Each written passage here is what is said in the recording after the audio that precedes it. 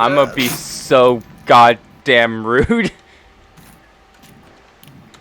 Ugh. Ugh. What an attitude. Yeah. Wow. Yeah. August, fucking awful. I don't want to hear it when you guys text me every day like, August, I hate you. You're the worst DM. You make me so sad and mad. And I'm like, okay. Okay, you fucks. Train, you gotta cancel those cat ears. Bet.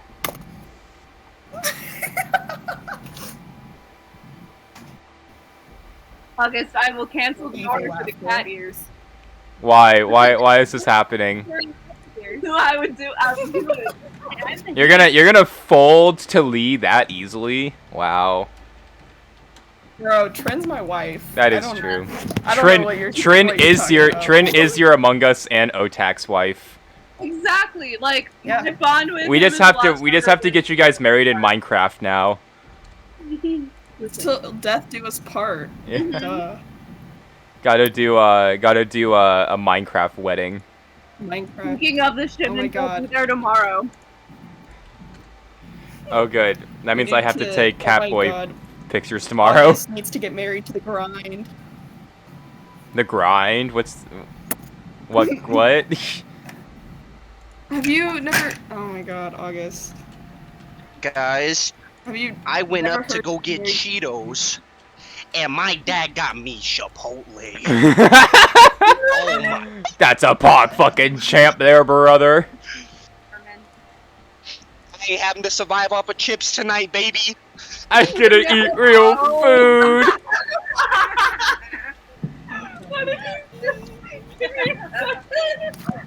Wait. Going. That's so fucking funny. Holy shit. I'm gonna eat and sit muted until I'm called upon. All right, sounds good. That's homophobic. I'm learning Master of Puppets on the guitar, and I'm slaying so far. Slay, slay. Ranger Dink Stan. Oh my god. Right. Don't even bring that up, fucker. I've listened to Metallica for years. You listen here, you Metallica poser. You only found out because of Master of Puppets because Eddie played it on the top of that RV in the Upside Down. Are you fucking no? Nah, you Do I need you to bring Metallica. up my goddamn- Name a single song besides Master of Puppets. Spike's doing the incel band dude Oh. thing. Oh my God! Actually fight. Nothing else Spike is one of those men at house shows that's like, oh, you know Nirvana? Name 5 Nirvana songs, and then they don't get laid that night. No, it's literally Oh my God. name 5 Nirvana songs besides "Smells Like Teen Spirit," "Heart Shaped Box." Name 5 other songs, you poser. And it's no, I know you listen to Metallica for Stranger Things. I'm genuinely joking. It's a bit, I promise. I'm breathing really close into the microphone. Welcome home. I'm channeling my inner Christian. Oh my god. Nothing, it's fine. Keeping Metallica, you fucking prick. I know you listen to Metallica. It was a bit. It was a joke. I love you guys. It was a I'm bit. concerned for all of you guys. It was a damn bit, please. Please. Mommy, don't take away my puppy Oh, God. privileges. Oh God. All right, this no. this session's off. This session's canceled. Alright, see you guys next Yeah, week. okay, bye guys. Yeah. Alright, See y'all. see Deuces, you bye, guys guys. next week. Bye guys. Okay. Leave. You're next. Alright. We're gonna start here in a second. I have 3 hours of music queued up, so I think that'll be good for a bit. And maybe Mac will join near the end, we'll see. Damn, bastard. Okay. Bastard. Damn bastard. That goddamn bastard. Alrighty. My friends, are we ready to begin today's session? Yes. Alright. Yeah. Well then, if you can all please mute yourselves, we'll do a recap and the opening cutscene. Alright. Welcome back everyone to the next session of Godblood. where we last left off, you all had infiltrated the Valterian castle, the capital building of Vandrel, known as Shadow Keep, searching for your quote-unquote companion Iker, as well as trying to find a cure for Noli and answers to why Mallory is hunting down Penelope and Juniper. You all snuck through the dark Gothic corridors of Shadow Keep, trying to stay out of the way of any Valterian soldiers or cultists.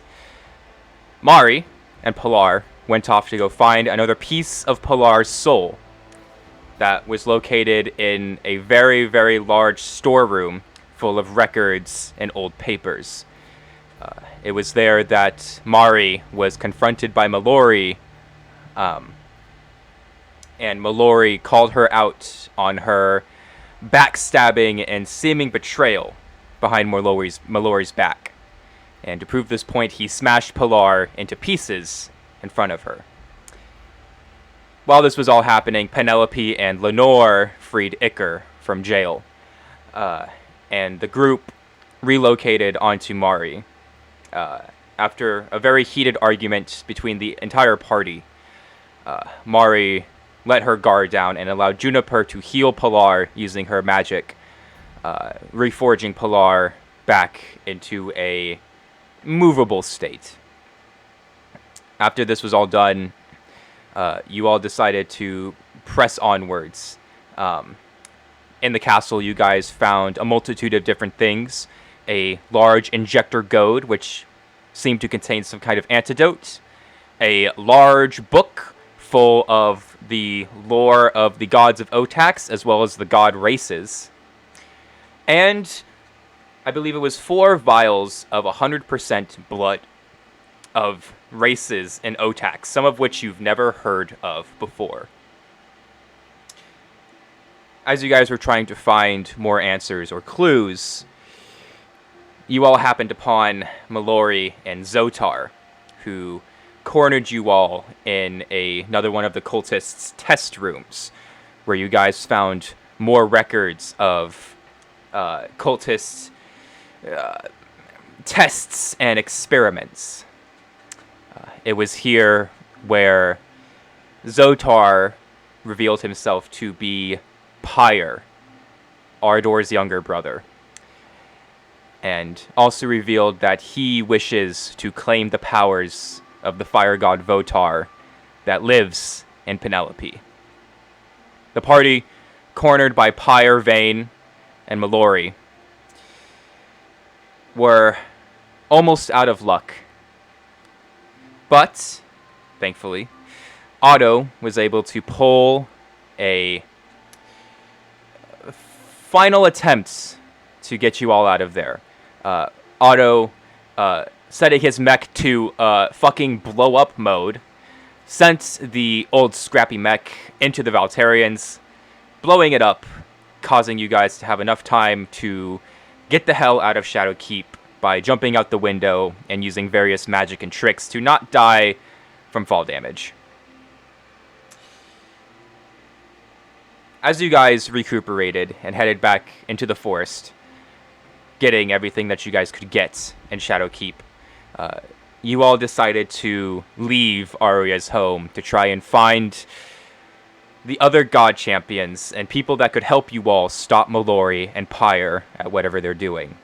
So, upon arriving back at Arya's manor, Iker, you and Lenore injected Arya with some of Sartosa's blood, bringing her back to life and granting her magic once more. But her magic isn't the same anymore, as this isn't her power, but her mother's power. And so now her bound blood beast is no longer Burley's wolf, but a blood construct of, or a blood beast-like version of a raven, resembling her mother.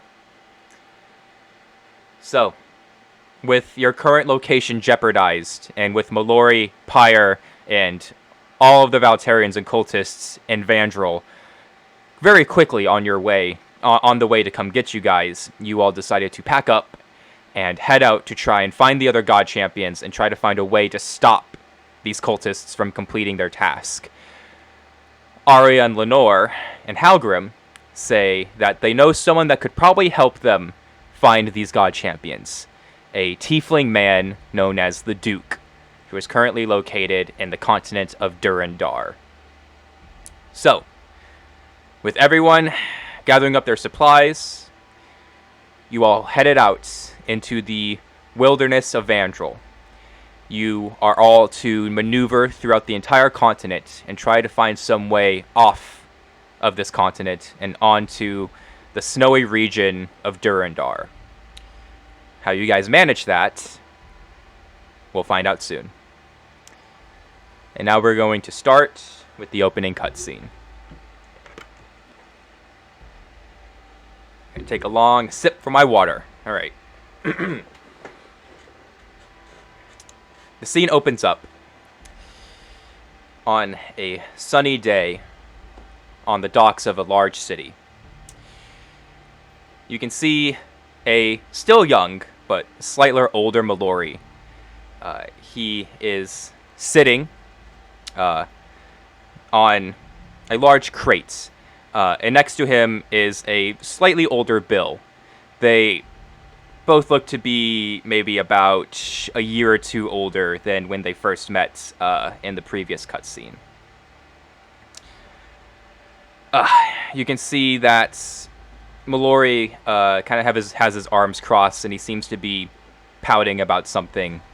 And Bill is just kind of standing there, also with his arms crossed, just kind of like waiting for Mallory to say something. Bill speaks up and goes, "So, do you want to talk about it?" Mallory sighs. It's just, parents have been having a hard time. We barely have any money left.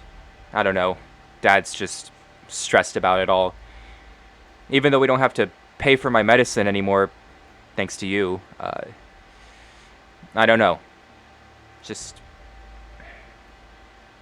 it's a lot. Haven't really eaten anything in the past few days. Bill looks down and says,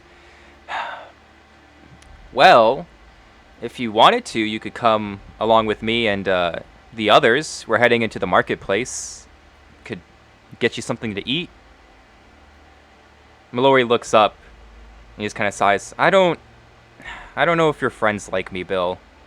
I mean, they're cool and all, but I don't know. Last time we hung out, it was kind of awkward. Bill, like, playfully punches Mallory on the shoulder and says, "Nonsense. They like you. You're just a little, loud sometimes is all. But you're cool. They like you. Come on." Bill grabs Mallory's hand and pulls him off the crate and forcibly leads him over to the marketplace.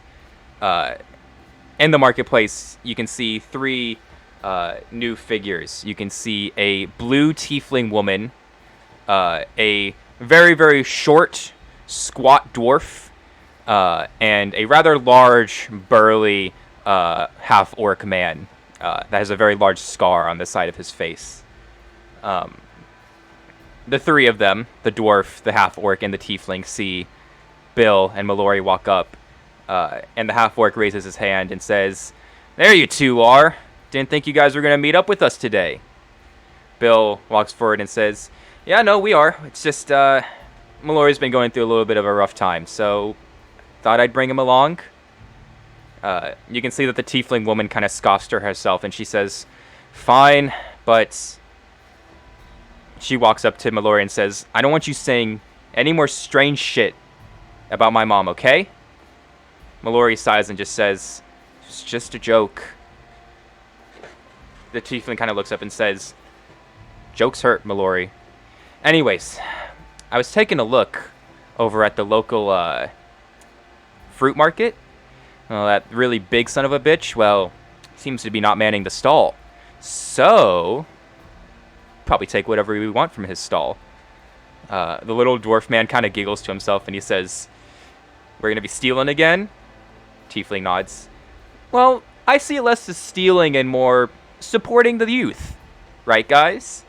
The entire group smile to themselves And Mallory just kind of says, all right, me and Bill can do the distraction again. 3 of you can slip in and take as much fruit as you want. With this, the group goes off deeper into the marketplace. And Bill kind of like taps Mallory on the shoulders. Mallory looks back, and Bill just says, look, Mallory, I know that you're having a rough time, but I just wanted to let you know that I'm glad you're my friend. You're cool. And I know you have a hard time kind of connecting with others, but they'll come around soon. Trust me. Mallory smiles and says, thanks for that, Bill. Yeah. Just have to get used to talking to people again. And with that, the group go deeper into the marketplace to perform their little shenanigans. At this, the scene cuts away, and you can see Mallory, older now, present-day Mallory, getting up from the floor. He appears to have just been knocked down by some force, and he gets up and he just goes, fuck! Mallory looks up at the balcony, and standing on top of the balcony, you can see Phaeorus, the first Dragon Fang, Olania, the third Dragon Fang, and Dusk, the second Dragon Fang, who has just hopped up and begins to walk off with a group. Mallory slams his fist into the ground and says, that fucker cheated, he says as he stands up. You hear me, Dusk? You fucking cheated! But Dusk doesn't respond, and Phaeorus just kind of floats down to Mallory, seemingly to levitate himself down to where Mallory is standing. Phaeorus walks up and says, sorry, Mallory, but your rank as the 4th Dragon Fang remains. Mallory looks down at the floor and says, fine. Didn't want that fucking rank anyways. I'm off. And Mallory turns to the side and starts to walk off. You're going to be capturing Pearl Nest soon, I hope. You're not going to be wasting any more time chasing God champions, I trust. Mallory turns around as if to say something, but before he's about to shout a profanity at Phaeorus, Pyre grabs him on the shoulder and says, let it be, Mallory. Come on, we have work to do. Mallory closes his mouth and turns back to Pyre. Right, let's go. And the two of them walk off down the hallway. You can see Phaeorus is just staring at the two of them as they walk off. And Olania calls out, you know, I know that you never really liked us, Phaeorus, but we do you a little bit of kindness to maybe show us a little bit more respect. Phaeorus looks up at Olania and says, respect? The 4 of you never deserved respect. I gave you 4 a new life, new opportunity. And when I see him act like a child, makes me feel like I'm wasting my time. You all owe everything to Valteria. Don't you all forget it. Vanessa didn't. Olania at this kind of like chokes back for a second, and she nods and says, of course, first Dragon Fang. Sorry I said anything. And she walks off. And that's where we'll end the opening cutscene. Get fucked, Mallory. Dusk. And Dusk! All I said was Dusk walks off, and everyone's like, Aruga, Dusk! Dusk, you say? I want that twink obliterated. I want that twink fucking obliterated. Alright. Let's go to you guys all now. You are all currently walking through the Aetherfall Wilderness. You guys are currently taking the road less traveled on the beaten path. And your group is a pretty large size. There's, of course, you 4 plus Juniper, and then Penelope, Lenore, Arya, Halgrim, Bon, and Luna. So, oh, and Pilar. So, Big party. you guys have a pretty large fucking group, and it is very notably kind of slowing your guys' travel down because, you know, you have 2 kids that need to keep up with the rest of everyone. We'll just carry him. What do you mean? The big woman will just carry him. That's true, but kids also like to complain a lot. So, you guys are, at this point, maybe about a day's away from Vandrel and Arya's manor, closer to the city of Darvox. And as you guys are trudging through the wilderness, the sun begins to set a little bit, and the group stops as Arya and Lenore look back at the rest of the group. Arya sighs and walks forward and says, "Right, we've covered a considerable amount of ground today, but I think we should make camp. Everyone has camping equipment, I assume?" Penelope nods. Halgrim nods. Assuming the rest of you nod as well. Otto reclines in his mech. Fuck. Camping is for nerds. Arya smiles and says, "Right. Halgrim, Juniper, if you two could watch the perimeter while the rest of us set up." Halgrim and Juniper nod and both go off to make sure no one sneaks up on you guys. As you all start to set up camp and get a fire going, I'm going to see who goes first. Where's my D4? Bring me the D4! That's not a D4. That's not a D4. That's a D4. There we go. Okay. First on the chopping block is Mari. Oh, wonderful. Mari, you have finished setting up your tent, and you are currently sitting with Pilar, who appears to be drawing something in a journal. Mari's gonna look over his shoulder. He's drawing a little picture of you and him holding hands, and he looks over and says, "Well, looks like getting the second piece helped me gain a little bit more control over articulating my hands," he says, and he kind of like opens and closes his metal fists, "so I can draw again and write, somewhat," he says. "What do you think?" It's beautiful. And she's gonna shoot him a little grin. Oh, thank you, Mari. You know, I was trying to capture your beauty. It's a very poorly drawn picture of you, Mari. He's made you a little, like, too long in the torso department. Like, your torso's very long, and he just kind of made, like, you know how kids draw long hair, and they just do, like, the squiggly lines? He's just done that for you. Mari just it's a nervous smile. Mari, as you're just kind of sitting there, you hear laughter off to the side, and Pilar, you and Pilar both look over, and you can see Penelope and Lenore and Arya are all sitting in a patch of grass nearby, and you can see Lenore is making a flower crown, and you guys can kind of overhear them because they're kind of close to you, and Penelope's just like, "So, how did you do that?" Lenore's just like, "So, you need to get flowers with a longer, thicker stem, and you kind of have to just weave them together like this." And Penelope tries, and then she immediately breaks the flower.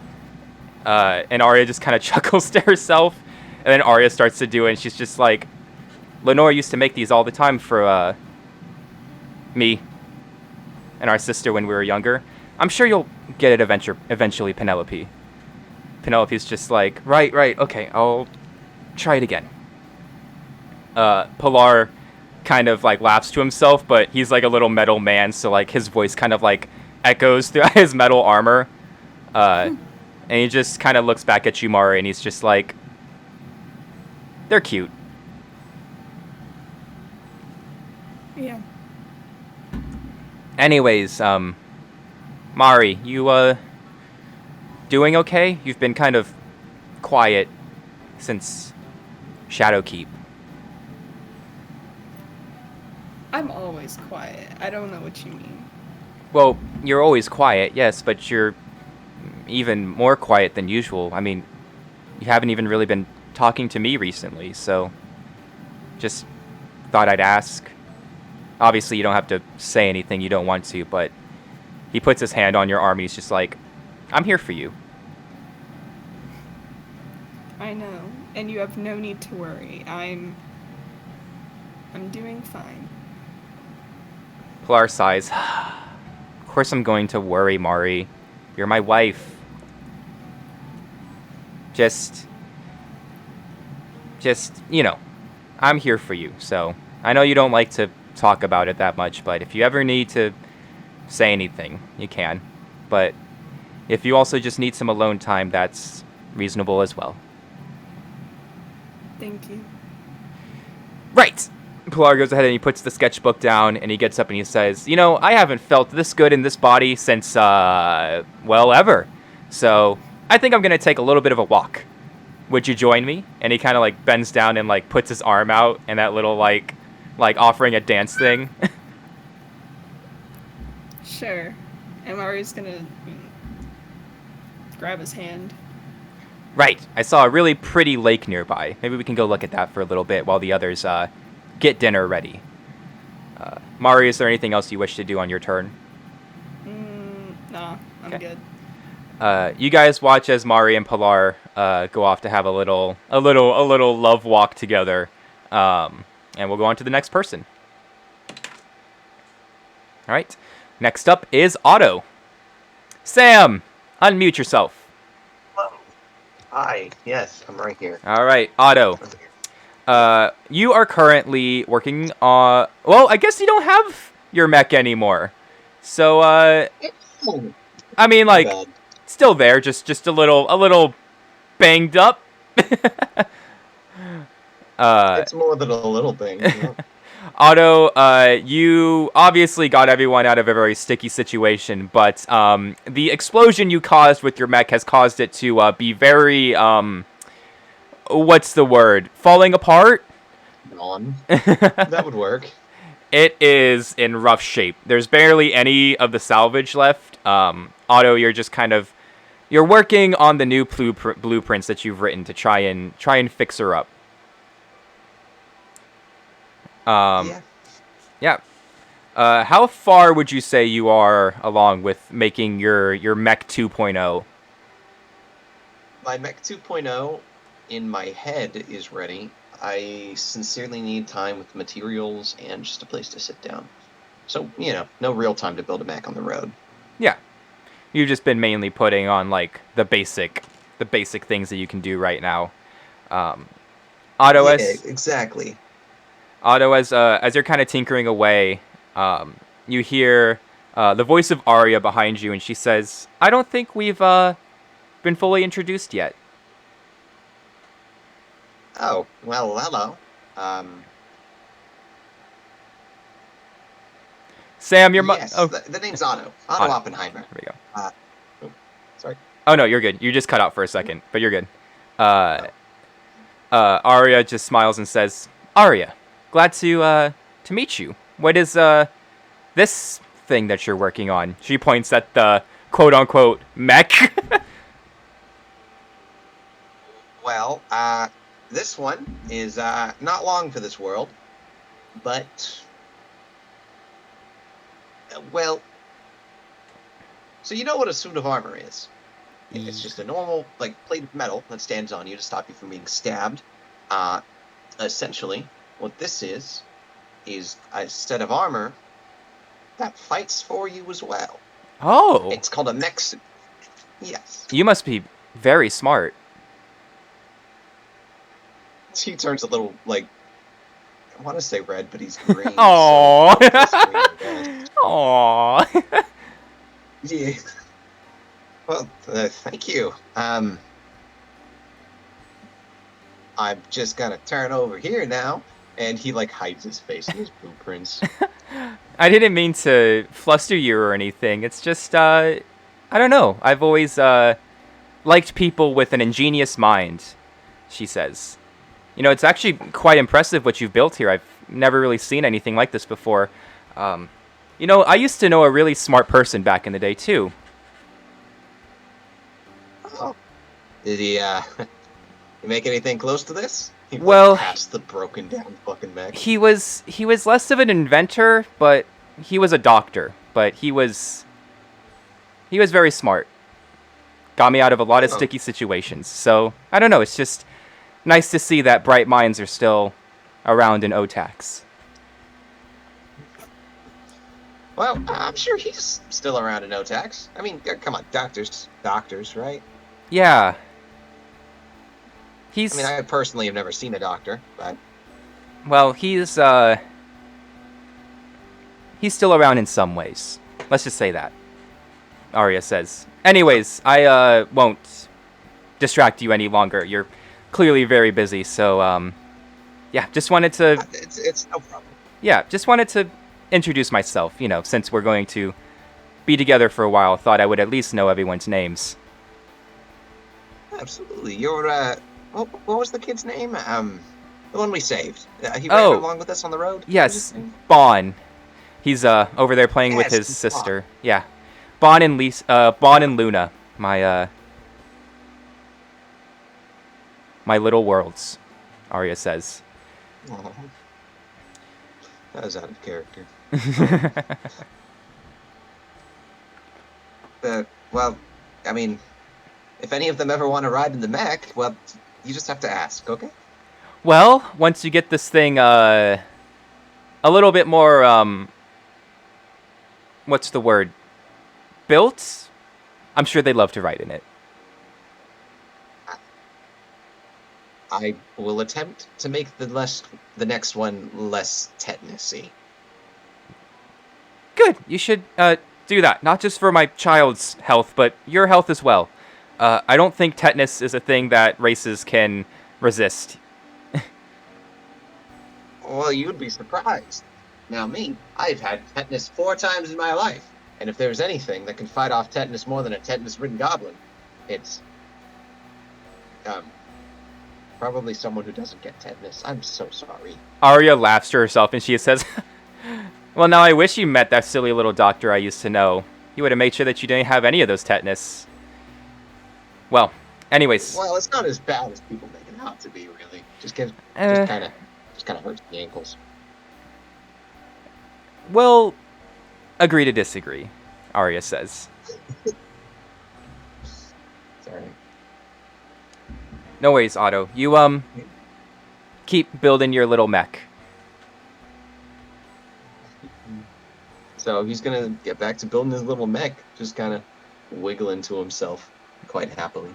Arya just smiles to herself, and she kind of lets out a little sigh, and then walks back over to Penelope and Lenore. All right. Anything else for you, Otto? I'll take that as a no. Honestly, I'm probably just gonna shoot you some mech ideas in a minute. Sounds good. Yeah. Sounds good to me. So it's over. All right, next up on the chopping block is Iker. Iker, you are next.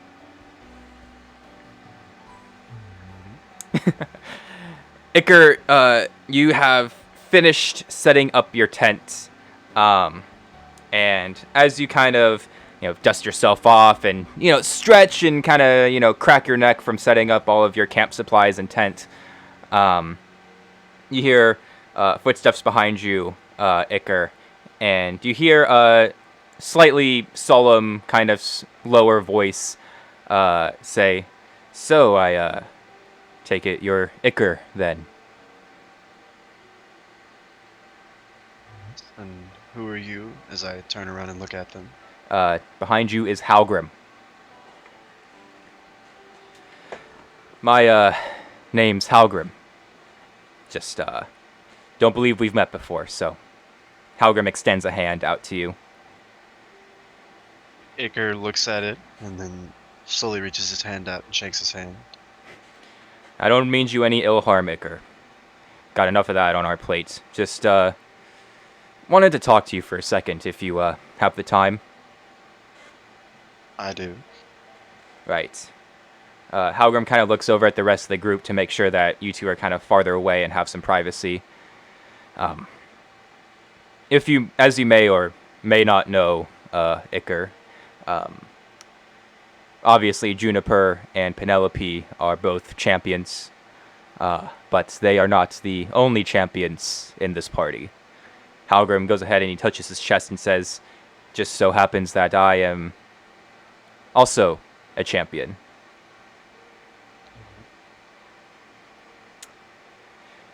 Champion. And what are you a champion at? Well, it's begrudging. It's not really something I want, but I'm the champion of death. I am Sidar's champion. See. The reason I'm telling you this, Iker, is wanted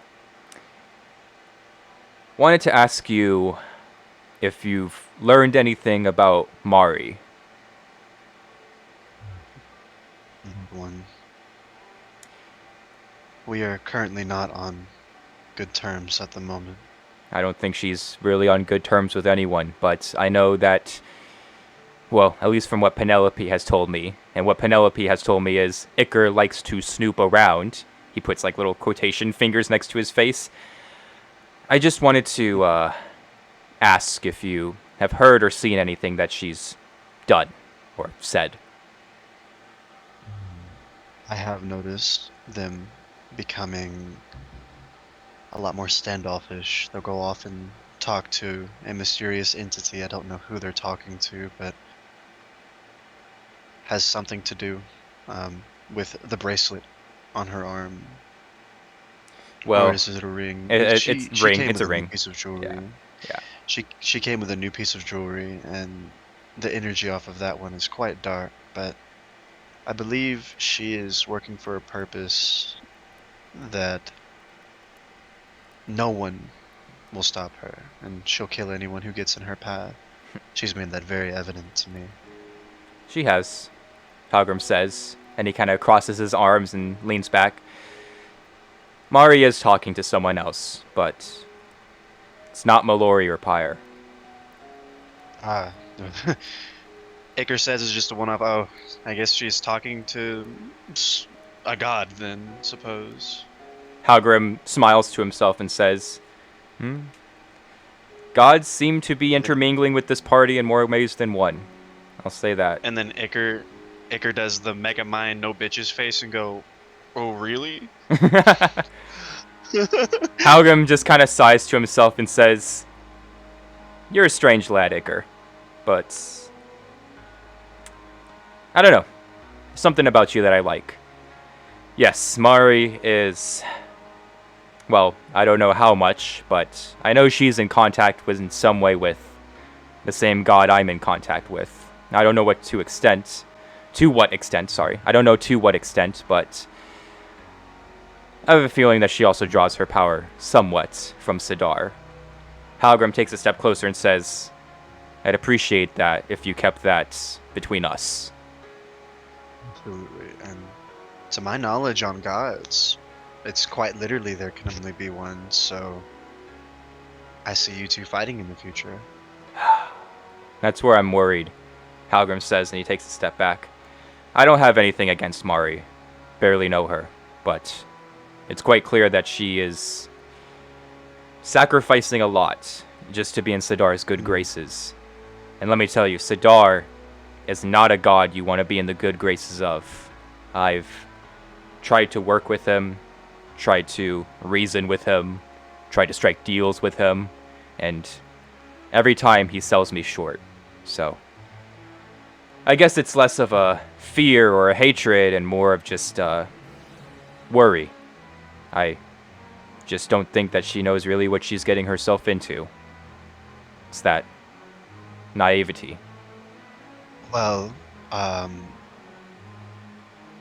you're definitely going to train, and so am I. So would you like to spar? Doesn't have to be now, but time from here I would like to train with you because I've got a pretty decent handle on their capabilities, and I would be able to take them in a one-on-one, but I haven't seen how you could perform, so... Halgrim smiles and says, "I would love to duel you, Iker, but maybe somewhere a little bit more secluded where we don't have the risk of Valterians finding us. Feel Oh, like of course, it doesn't have to be now. yes. Although I will say, Halgrim looks over at Juniper and Penelope. Those two definitely need a little bit of training, so maybe I'll speak to the two of them soon. I agree. Anyways, Iker, thank you for the talk. If you could be so obliged, I would appreciate it if you kept what we've said here strictly between us. Blood minion takes and does like the zipper on the mouth thing, and then throws it, and then goes back into the forest. Halgrim smiles. Right. Oh, and one more thing, Iker, but I must be getting back to my watch. Don't trust Sartosa. Halgrim nods at you, Iker, and then walks off. Iker, anything else you wish to do with your turn? Just go back into my tent and speak with one of my little blood minions. Okay. Well then, that means that last on the chopping block is Nolai. Hello. Nolai, you are currently poking the fire, getting it nice and roaring and ready to cook dinner. And as you are getting the fire ready, Nolai, you hear someone come up behind you, but it's familiar footsteps of Penelope. And as Penelope approaches behind you, you feel something soft be placed on your head. Okay. I guess that she's gonna like kind of stop what she's doing and then just kind of like feel what has ever been placed on her head. You feel it, and you feel little petals of flowers. And you turn around, Nolai, and look up, and Penelope's smiling at you, and she just said, Penelope is just smiling at you, and she just says, I made you a flower crown, as thanks for all the training. Ah, that's so fucking cute. Everyone else looking at Nolai, the flower crown that Penelope has made is a combination of white and blue flowers that she's made into a little flower crown and placed on Nolai's head. She just goes, "Do you like it?" Nolai is just gonna like kind of nod. She doesn't know what to say. She's like in shock. She's like, "Thank you." I imagine, you know, in anime, when, like, the anime character's, like, stunned and they do that little chibi, like, open mouth thing. That's what Nolai's doing right now. Yeah. Penelope, kind of laughs to herself, and she kneels beside you, Nolai, and she looks over and she says, "How's the, antidote working? You feeling any better?" Nolai, to answer this question, you don't feel that much of a change right now. You still hear the voices in the back of your head sometimes, but Iker did say it could take upwards of 6 months to fully vanquish the blood inside you. So it's gonna take more than a few weeks. Love that, yeah. She's just gonna kind of like shrug and like go back to what she was doing with the fire. Not too different, but it's alright. Penelope just kind of like, she sits down and she like crosses her legs, and she stares into the fire, and she just says, "You know, it's weird. Sorry, this may sound a little strange, but I just noticed this."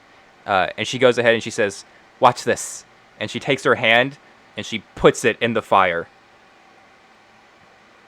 And she just keeps her hand in the fire for like a solid 15 seconds. And then she pulls her hand out and she shows it to you. There's absolutely no burn marks on Penelope's hand. And she just goes, "Kind of cool, right?" I mean, you are the champion of fire, so it makes sense. Yeah, I just wish I could do something more with it than just, I don't know, have red hair and not get burned. She kind of shrugs to herself. I've been listening to what Juniper told me about listening for the god's voice, but I just don't really hear anything.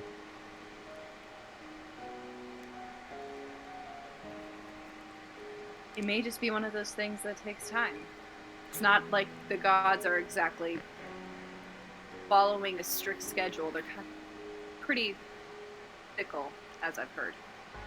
Yeah, I've heard that the gods can be pretty meh, but from this book, and she brings out the big cult book. Well, it says that Votar is like a big, proud, courageous god. So like, I don't know. I feel like he would be the first to talk to me. You know. She kind of flips to the pages and she says, "I was reading about Enta too. She seems sweet, and Sidar. He's interesting," she says.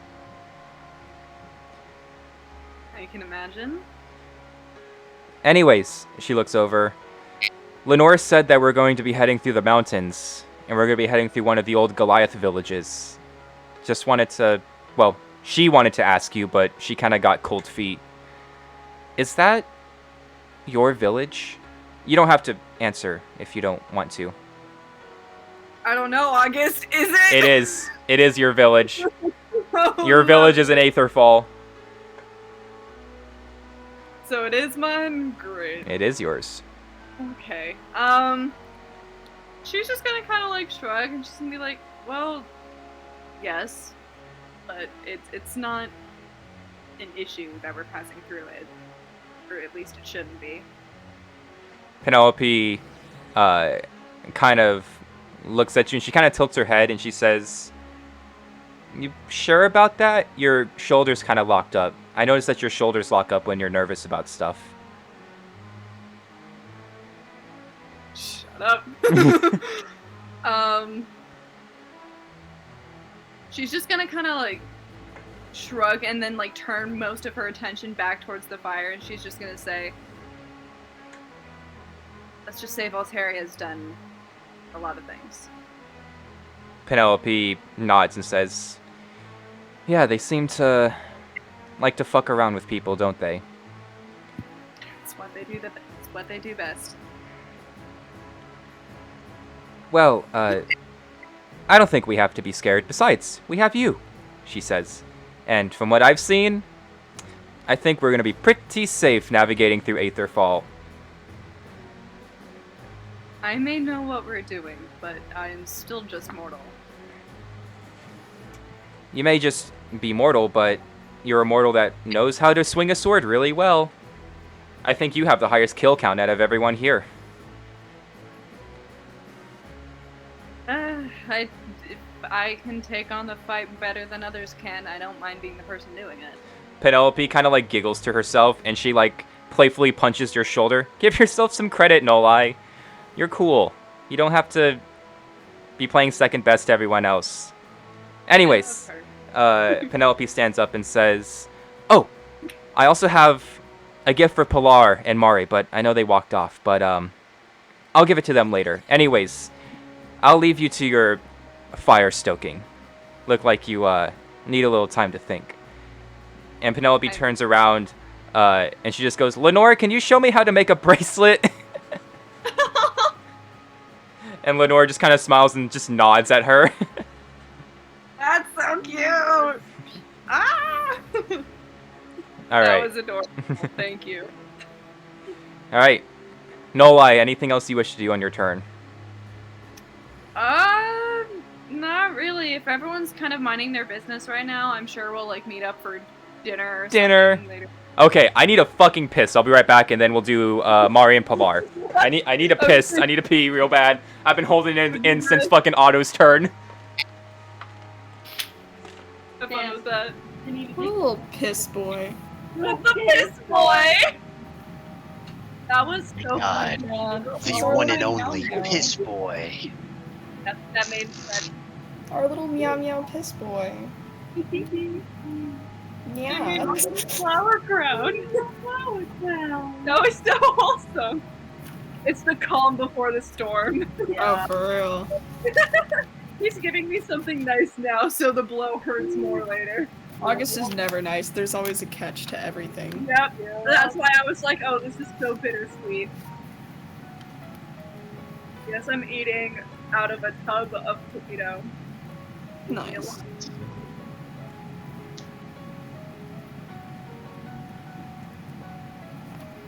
All right. That was a great piss, if I do say so myself. Okay. That was a quick piss, my guy. That was a very quick piss, my guy. Oh, I fucking fire hydrant that shit. All right. Fucking push that shit out like a fire hose. Okay. Oh my god. This is on camera. This is live, ladies and gentlemen. This is Otax. All right, Mari. Your turn. Mari, you are currently walking through the forests of Aetherfall, holding Pilar's arm, and night has fully set in, and you can see the stars and the moon begin to shine down. It's a very bright night. The moonshine is illuminating everything very well, and you guys don't go that far from camp. Maybe just like about a 5 to 10 minute walk over a little hill, and as the both of you stand on top of the little hill, you can see a very large lake, Silver Wolf Lake, which is the lake that is right next to Vandrel, off in the distance. And Pilar just kind of sits down on the hill, and he like pats the ground next to him to signal you to sit next to him. Mari sits next to him. Pilar looks down at the lake and says, "You know, for the Valtarians being horrible and all, they sure know how to make pretty cities." Yeah, they do. "You know, if I knew any better, I'd say they copied your aesthetic," Pilar says. And if he could smile with a metal helmet, he would smile. Oh man. Mari chuckles a bit. Pilar, continuing sitting, just says, "You know, I got my second soul piece back, and it's been allowing me to think a little bit more. It's odd. It's like the more and more we collect, the more and more me I feel. Was just thinking once we get all 5 pieces and we're able to escape Mallory and Pyre." He looks over at Jumari, and his little blue light eyes kind of twinkle in the darkness, and he just says, "Just thinking about going back to our little cottage." Yeah. It was beautiful. Place is probably overgrown now and dusty. It's probably got a bunch of rats in it, but you could deal with that. Yeah. Yeah, I could. Anyways, I don't know, just I miss it, you know? I mean, I love the open road and adventure, and this has all been really fun, but I miss the old place. I do too. Pilar looks over at Jumari again, and he just kind of says, "You're not gonna leave me or anything, right? When it's all said and done." Mari's face like just turns to like a confusion. She's like, where did you get the idea from? Of course I would never leave you." Pilar looks down and he just says, "I just know that you're trying to get strong." Hold on. Oh. Sorry, a sibling walked in. Okay. Pilar just says, "Well, I know you're trying to get strong. I know you're trying to become the greatest wizard to ever live. I just worry that my dreams are too small for you," he says. Pilar, even though I do seek power, you're always going to come first to me. Pilar looks up and says, "I hope that you get powerful, Mari. I want you to really stick it to that fucker Mallory." Oh yeah. I wish I could just punch him right in the face. Me too. Wipe that smug look off his face.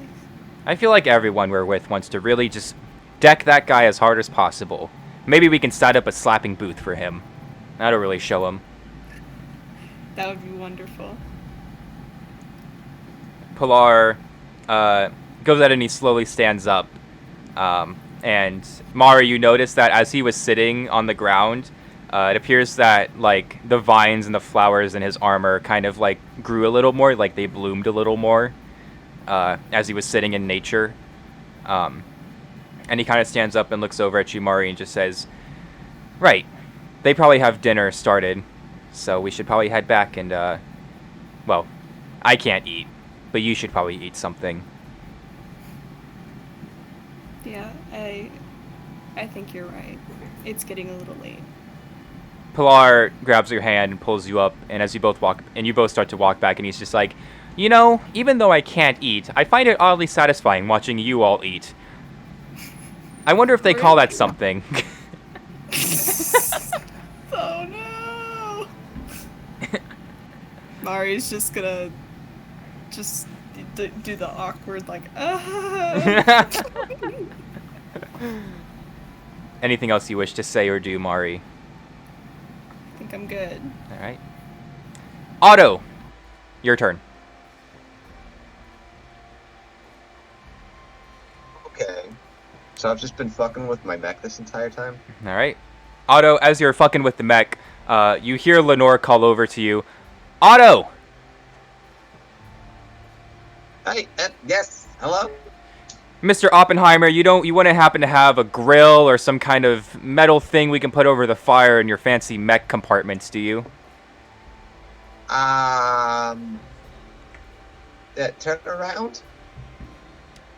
Okay. Lenore turns around. I'm gonna rip the radiator off my mech. King! Lenore says, "Can I turn around now?" Yes. Lenore turns around and sees this little goblin holding this part of a radiator. And she just smiles and says, "Thanks, Otto." She walks up and she grabs it from you. "You should join us for dinner. We're, having steak. Only thing we're able to bring." My people have talked about this steak. Is it as majestic as it sounds? Lenore... Just a slab of pure unadulterated meat? Lenore looks a little confused at this, and she says, "Yeah, it's, we get it from the cow. We, cut it into pieces and grill it. Have you never had a steak before, Otto?" That's more of a rich person thing. Do you know any butchers that would allow a goblin in their shop, perchance? Lenore just kind of thinks about it for a second. Probably find some in Durandar. Stormhammers have been known to be pretty accepting of everyone. But anyways, Lenore kind of chuckles to herself and she says, "You say that steak's a rich person thing. And I grew up pretty rich, but I didn't even get to eat steak." What'd you eat, then? Lenore's mouth kind of closes for a second, and she goes a little lockjaw. Lenore kind of looks off to the left. "I ate... let's just say it was very, exotic food." Huh. Yeah. For a second there, I thought you ate people. Anyways. Yeah. Yeah. Mm-hmm. Lenore nods to herself, and she has this, locked smile. Otto has a -2 to wisdom. Anyways, yeah, no, I guess I'll take the radiator and just stumble on over to the fire. Right. Otto, a little word of advice. You may not want to bring up eating people in front of my sister. Just a little heads up there, buddy. Yeah. Oh, did she know someone who was eaten? I hear it is a quick fate. Lenore just kind of, well, I wasn't exactly there, but let's just say that she's had an interesting experience. Yeah. Tieflings, we have to get our powers in strange ways, so you know how it is. Well, you don't know because you're a goblin, but come on. And Lenore, I'd be interested to find out. I don't think you. I think it'll ruin your appetite if I told you. Come on, let's go put that radiator on the fire. Do you know the places my appetite has been, madam? Enlighten me. Enlighten me. He's going into a staring contest with the tiefling now. Lenore just kind of sighs and says, I ate lots of bread and wine, drank a lot of wine, maybe a little too much wine. Mom may have maybe had me eat a couple human body parts, but it wasn't something I wanted to do. More forced to do. You know how people force you to do things that you don't want? Yes, but also, my uncle Phil turned out to be a cannibal, and we still let him into the family gatherings. So, just, you're always going to be a product of your birth, you know? You don't have to be too ashamed about it. He's going to give her a quick pat on the thigh, and then trundle on over to the fire.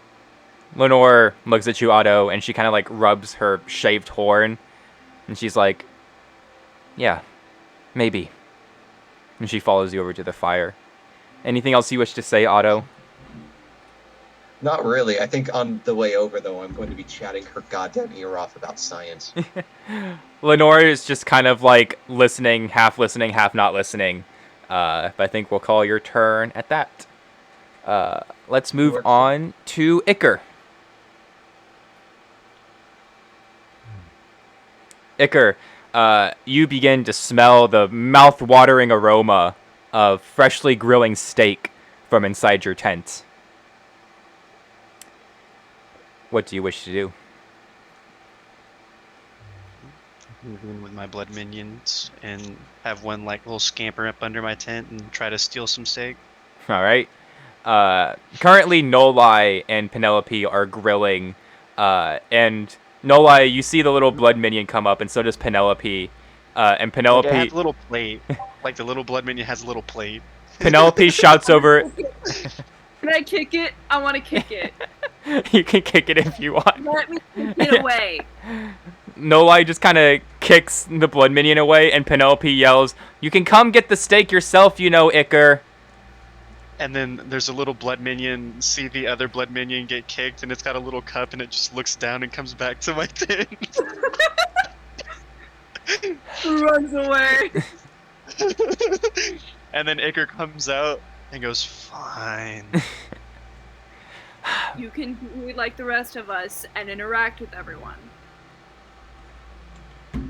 I suppose. Here, Iker. Penelope. I don't care if you do. Penelope flips the steak, and she just goes, "How do you like it cooked? Rare, medium rare, well done?" Rare. Yeah, that figures. Penelope says. Bloody. Penelope shoots you a look, Nolai.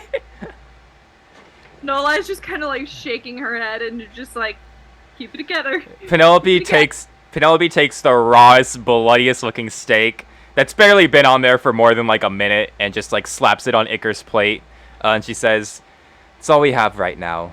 Gonna try and stop by the local town tomorrow, maybe get more rations, but tonight we just have meat." Less than that when I was... And then he like stops and says, like he stops speaking for a second, realizing what he's talking about. And then he goes, "No, it's fine. I'm used not to living off of a little food." And then he goes back to his tent. Iker, you sure you don't want to? Iker, Penelope just kind of sighs, and she says, "Wonder what's wrong with that boy." Well, I know what's wrong with that boy, but I don't particularly care what's wrong with them. Doesn't stop. Whatever it is, he's still a dick. Penelope kind of looks over at you, Nolai, and says, "Talking about someone being a dick kind of makes you look like a dick too." And she flips the steak. Damn. And then Iker like chuckles as he's going back to his tent. I'm gonna kill him. I'm fucking killing him. And I guess Iker comes back out and everything and returns his he returns his plate. That was fast, Penelope says. Yeah. Typically just don't spend a lot of time eating. I see, Penelope says. Well, there's plenty more if you want. I'll wait for the kids to eat. Let's let them eat first, and then I'll get if there's anything left.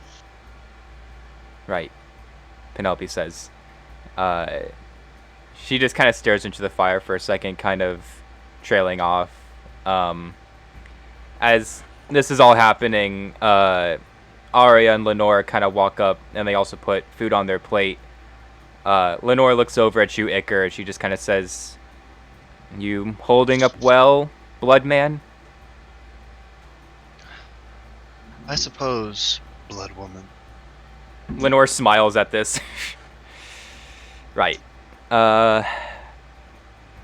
Lenore kind of looks over at Arya and then back over to Iker, and she kind of like squats down next to you, and she says as quietly as she possibly can, "Haven't heard anything from dear old mother recently, have you?" It's been pretty How quiet up there, recently Iker. is- Yeah.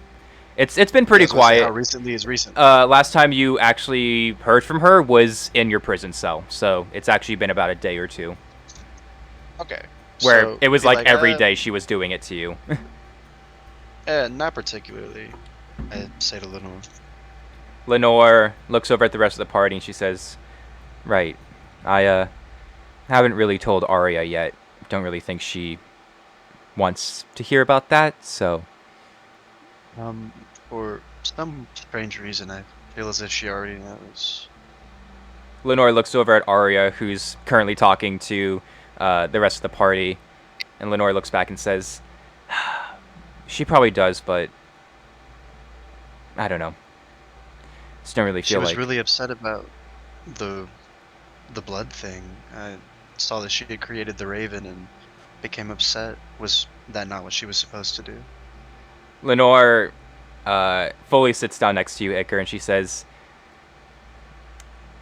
"The blood that we gave her to restore her power is her mother's blood, which means Yes. that the original blood that she has is still in Mallory. That original blood being someone very close to her," Lenore says, and she looks over at you, Iker. "Her blood minion usually isn't the Raven, it's a wolf. But it appears that she won't be having that wolf back until we figure out some way to get it back from Mallory." Take it out of him, like I took the blood out of me. But we would have to definitely indispose him for a while. "Oh, don't worry. I think everyone in the party would love to see you draw blood out of Mallory," Lenore says. There's a lot more than that I'd like to draw out of him. "Yeah, I'd like to really stick it to that fucker," Lenore says. "Anyways, just if you hear anything from dear old mother, just let me know if you can. I know she's trying to get in your head, but so far, you seem to be handling it pretty well." So far. Lenore kind of nods and she stands up and says, "Well, I'll leave you. Gonna go talk to my sister." Alright, and Iker goes and sits down by the fire. All right. Anything else you wish to do or say, Iker? No, go ahead. All right. Then that will be the end of Iker's turn, bringing us to No Lie. Right? Why are you laughing like that? I'm scared. No Lie, you have just taken a big, beautiful steak off the grill, and you are currently slicing into it. And as you are slicing, you can see that Pilar and Mari have returned. Okay. And Pilar leads Mari over to the fire. As you begin to eat your food, No Lie, you can see that Lenore takes a seat next to you, so she's in between you and Arya. And Lenore looks over and she says, "You know how to cook a damn good steak, No Lie." Thank you. Appreciate it. You know, I used to do a lot of cooking back in the day, but not so much anymore. Just lost interest or lost time? Lost time, mainly, Lenore says.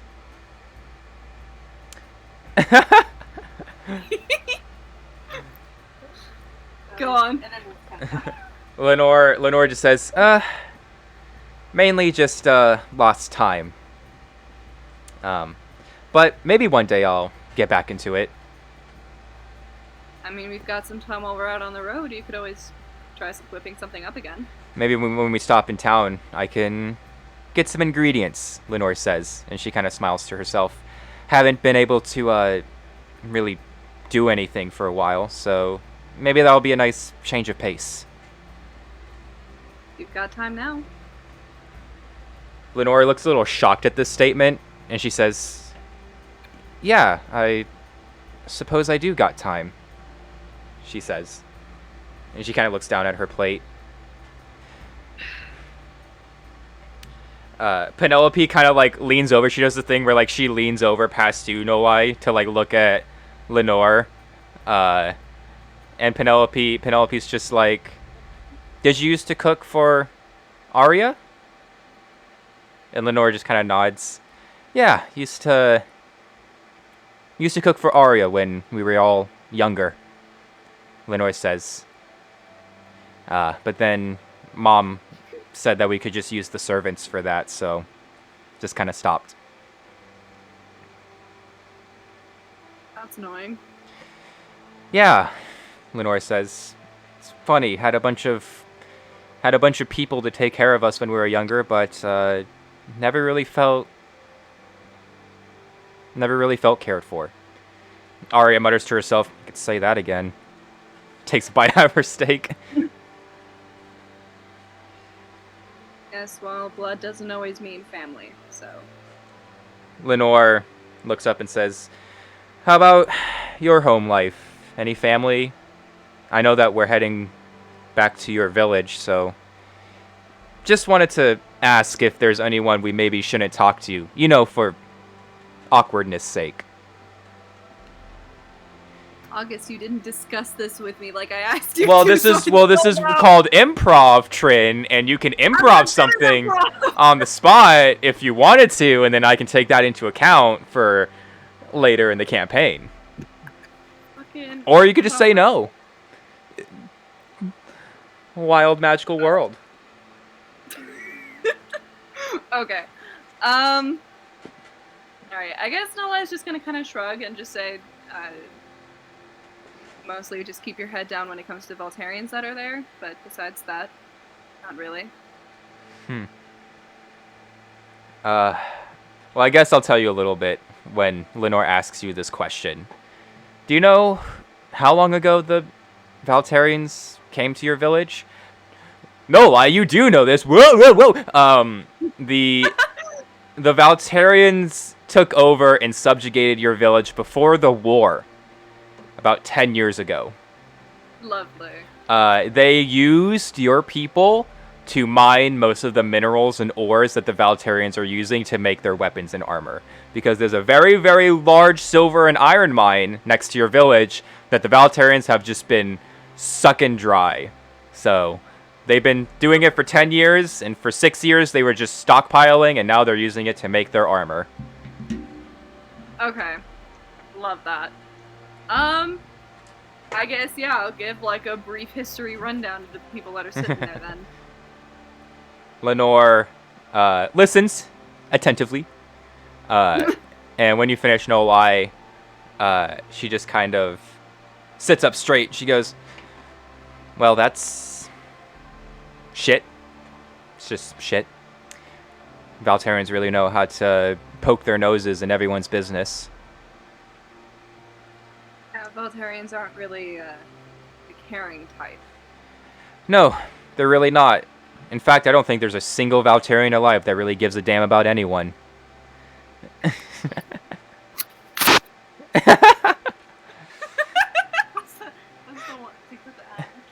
Elwyn's like, "Don't look at me! Don't look at me!"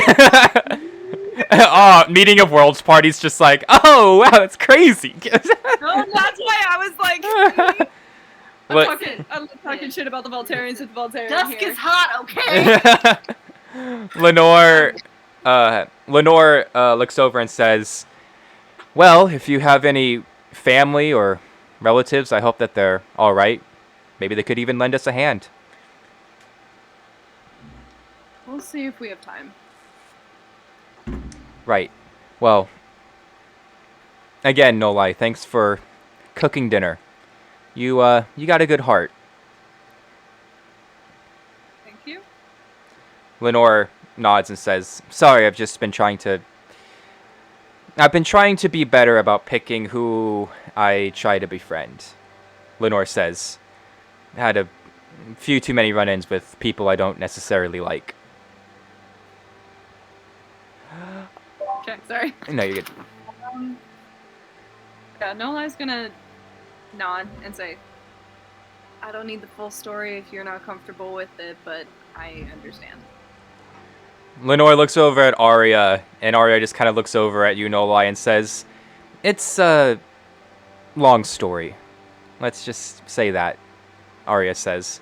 "Maybe we'll tell you about it on the road." Penelope speaks up and says, "You could tell us all about it now." Also at this point, Mari and Pilar are also at the campfire. Mari, I'm assumingly, is very petitely eating small bites of steak, and Pilar's just sitting there, like, patting his legs, and Pilar goes, "Yeah, Arya, Lenore, why don't you two tell us a story?"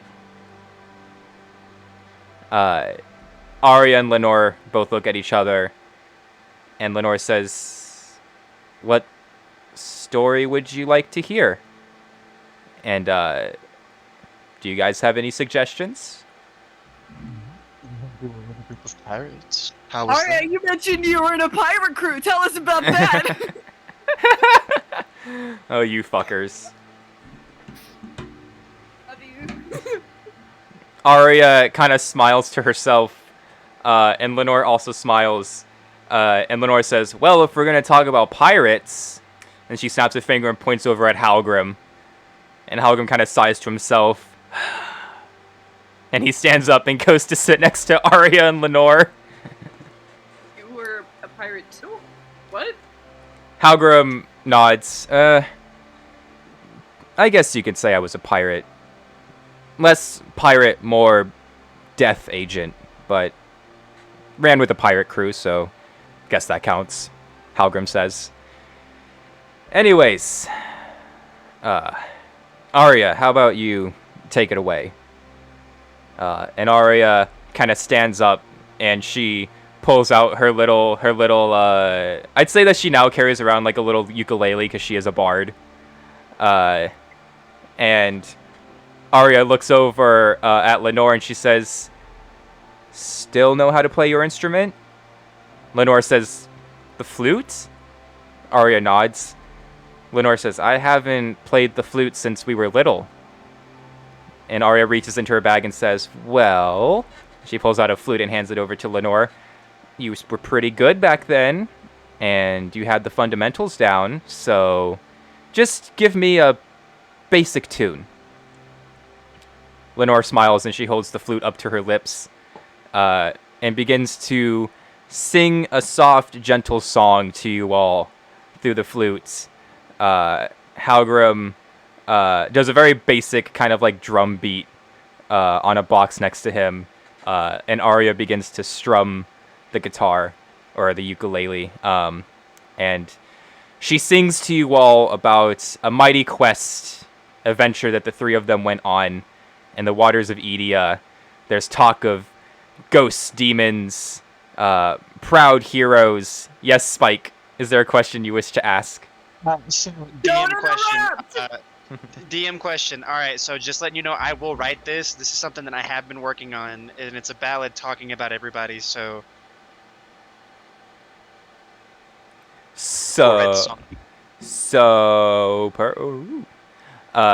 Wait, did I cut out? Yeah, I think you did for a second for me. What did you say? Okay, so I said I've been working on a song that she's singing right now. Like, I've been working on that song. Would you like to perform it for us? Oh no, absolutely not. Not right now. Oh. It's not even close to being done. You might get it later. Well, when the song is finished, we can do an animation of Arya singing the song. Pain. Arya. So the song is When Valteria Comes. That's the name of the song. Oh, it's like when the Dragonborn comes, but Yes. perfect. I love it. All right, back to the game. Arya sings you all a story about high seas adventure, about demons and demon pirates, about noble heroes and corrupted villains. She leads you through the waters of Scuttlecrab Bay to Cutlass Shores, back to the city of Vandrel.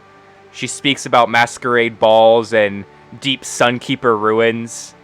And there's a certain point to the song where she's singing about someone who appears to be her brother, and you can see she chokes up for a second, and she kind of forces herself to continue to sing, but you guys see that a tear starts to come down her face as she sings deeper into the song,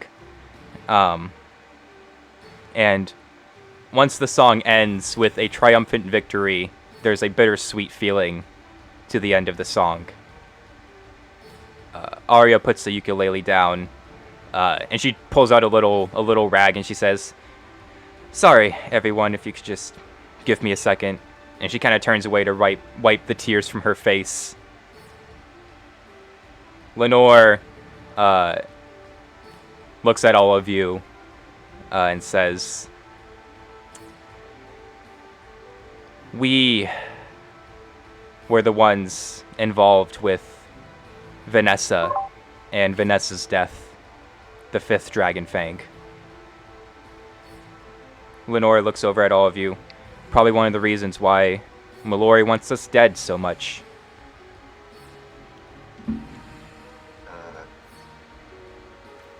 So we just painted a larger target on our backs?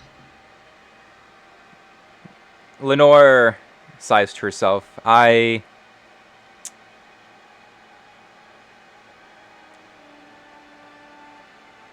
Some of you already know this.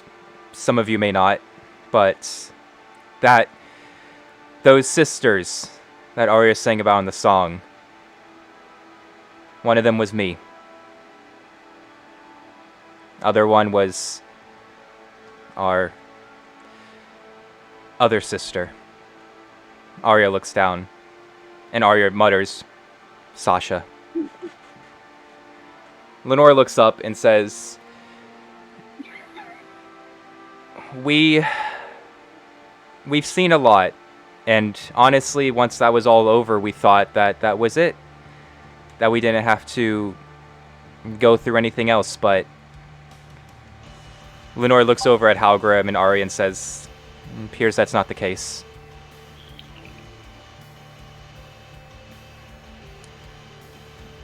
Love that.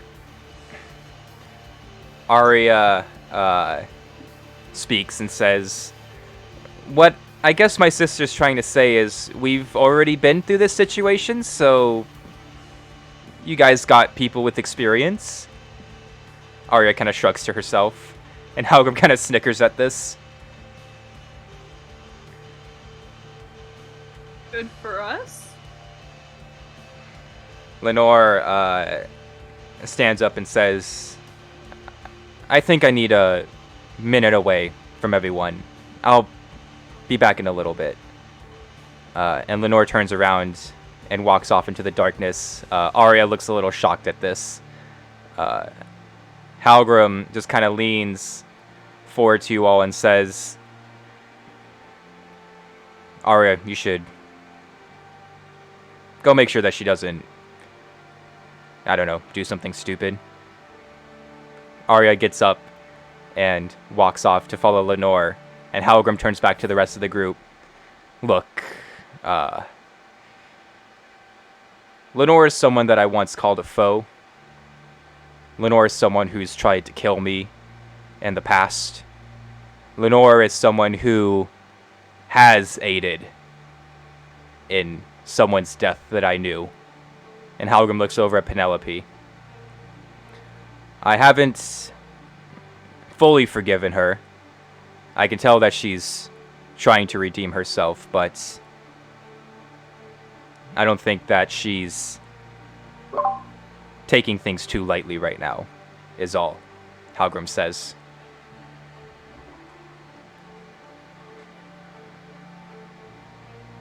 I mean, not that you can necessarily blame her, though.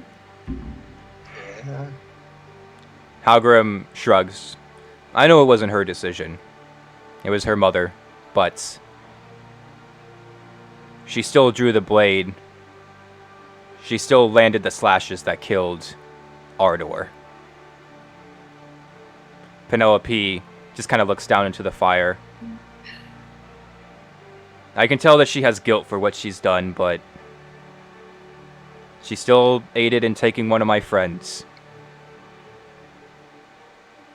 Arya's quicker to forgive, but as for me and the others, not too sure. The others in the story, do they know Lenore's back? Ezekiel does, but the others, no. And from what Lenore says, she would want that to stay that way.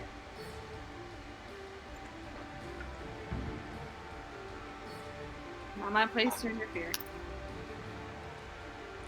Halgrim stands up and says, I'm gonna go take a walk. You all have good rest of your dinner. And Halgrim walks off. Is there anything you guys wish to say to one another?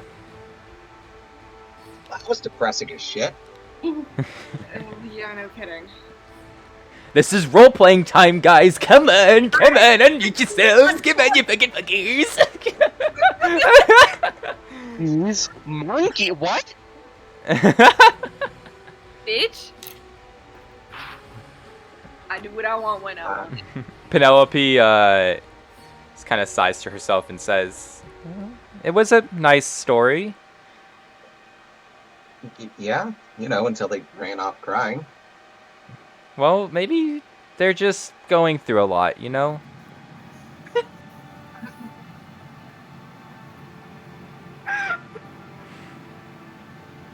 Sorry, I'm super distracted by Caitlin's arm right now. Caitlin, stop channeling Sabrina, you bastard.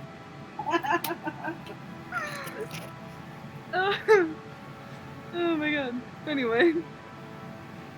Penelope looks over at you all and says, I don't really think she should blame herself that much for Ardor's death. I mean, I don't know the guy. Well, I guess I kind of do, Penelope says. But I don't know. If she was told to do it, then maybe that changes things. Previous Ardor has no comment. Your character doesn't know him, so no, he doesn't. No. Me as a player, I'm choosing not to comment on that. Ardor was it's not kidding. At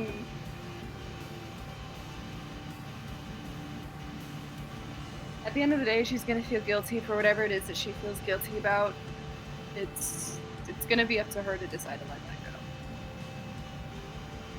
Penelope, nods. Well, Penelope says, I'm, tired. And she gets up. And before she walks off to her tent, she goes, oh, that's right. And Penelope runs up to you, Mari. And Mari, you feel something be placed on your head. And Pilar looks up and says, oh, beautiful. Oh! Mari, you... Mari lifts up her head to, like, feel, like, what's placed upon her head. You look over to see Penelope giving you a big, warm smile, Mari, and she says, I hope that, you like it, Mari. I think yellow's your color. Makes your eyes pop. And, you guys can see that on Mari's head is a flower crown that's made out of yellow flowers. And Pilar just kind of, like, claps his hands together like, woo!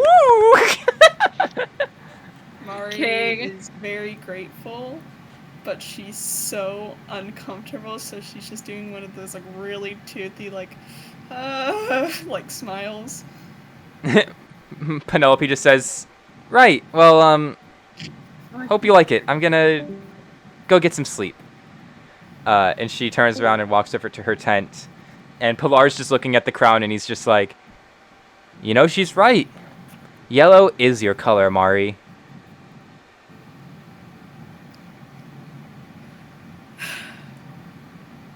Is it really? I mean, it wouldn't kill you to wear something that isn't black or purple.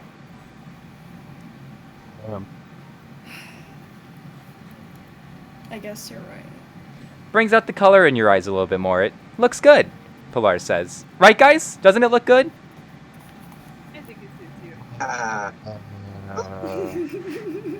See? They love it, Pilar says. Sure. we love you, Pilar. Love you too, Otto. How's the mech coming along? Before or after? Before you blew it up and caused third-degree burns to probably countless Valterians. Quite frankly, that felt good. There were flaws in the structural design of the thing. I couldn't mount any weapons that I really wanted on there because, you know, it was wooden structure built on a budget. Version 2, completely better. I absolutely understand. Well, I'll be happy to see it when it's all up in action. So would I. Pilar just kind of sighs and says, "So, Mari, do you want to head in for the night?" Yes, I do very much. Pilar stands up and bows to you three and says, "Good night, gentlemen and gentle lady. We will see you all in the morning." And Pilar grabs Mari's hand and kind of pulls her off. Gonna fuck. She's gonna fuck the robot man. No, The robot man! no, He's pulling his cock out. He's pulling his cock out. He's pulling his cock out. No, she's ace. Stop pushing your ace phobic rhetoric on Mari. All right. Otto, Noli, and Iker, is there anything you wish to say to each other? I don't like Iker. So no. Slay. Iker looks at Otto and goes, I have a question. Oh dear lord. Shoot. Okay, so you know how I have my little blood minions, correct? Indeed, I do. Okay, could you make a little hamster type little wheel so I can have one of them on it and convert it into like a air conditioner? Because it's really hot in my tent. You would? But I don't like enslaving Pussy baby, things not smaller like than your me. doors. Do what, Otto? What? I didn't hear what I you was said. making fun of you. Sorry. No, not you. I was making fun of Iker. What were we doing? I was asking if you could make me a little hamster wheel to like turn a fan. And then in What will you response, give me I for made it? fun of Iker. What will you give me for it? My blood. I mean, you can test it, do whatever you want to with it. Honestly, my guy, if I wanted it by now, I'd have scraped it off the battlefield. Wow. As a player, Let me wow. Okay, Let's that's do fine. that. I'll buy you a drink. You're gonna regret saying that one. Okay. And then Iker walks back to his tent and his little blood minions drift the curtains aside as he walks in. All right. Away. Noli and Otto, do you guys wish to say anything to each other? Nola's just gonna shake her head and she's just gonna say, if he doesn't get himself killed, I'm gonna fucking kill him. As a player, you ain't got a chance. But continue. Come at me, bitch boy. All right, you Oh, want this to is spar? gonna be Let's go. fun. I wake up at 5 a.m. Let's go. Let's spar. I swear to God. I swear to Damn. God. This Coordinate is this, we a gotta wake up. Iker, mute yourself. This is a conversation between Otto and Nola. You are asleep. Mute Thank your you. damn self. Thank you. Yeah. Thank you. Thank you. Anyways, Nola and Otto, you guys are starting a lovely little conversation. Until we were interrupted. You know, no, for some reason I have this wonderful idea of you and Iker wake up at 5 a.m. To train Penelope, and you use Iker as a special lesson. I'm beginning to understand what you are speaking about, if I understand what you're implying. Yeah. It'll be informative, educational, even. Educational. For Yeah, training. absolutely. Yeah, for the I children. was asked to train the next God champion of fire, so I must do what I have to. Uh-huh. I might have to take you up on that idea. What are the chances he was listening in on us with one of those minions of his? Oh, I hope he is. I hope he is too. Alright, anything else Is you he? two wish to say before heading off? Nah, Not really. I'm gonna finish I'm up. just and gonna... Otto's gonna sip some water sassily and walk back to his mech. Otto, you recline in your mech chair. No lie, you squelch the fire, dampen, put out the fire, and you walk off to bed. I have a little cutscene thing between Arya and Lenore, but I need to pee again. Actually, let's all just take a break. Let's all go pee. Okay. Be back here in 5. What is small All bladder? right, 10 for it.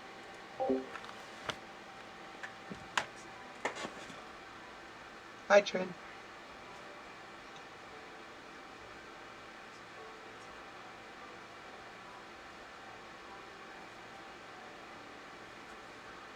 Is there anybody out there?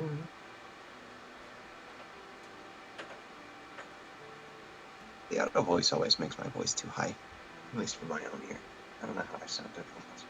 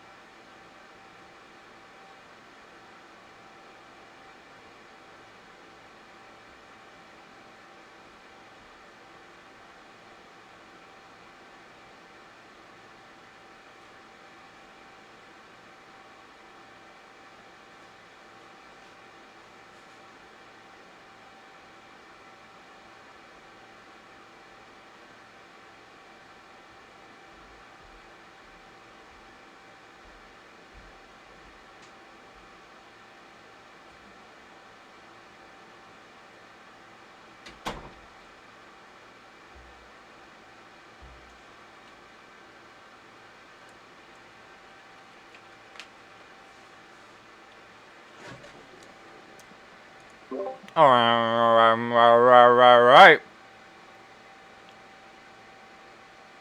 What is happening? What So is cute. going on? I'm doing some precision work. Don't worry about it. Don't worry about I come back and I see Trin and Caitlin fucking losing it. it.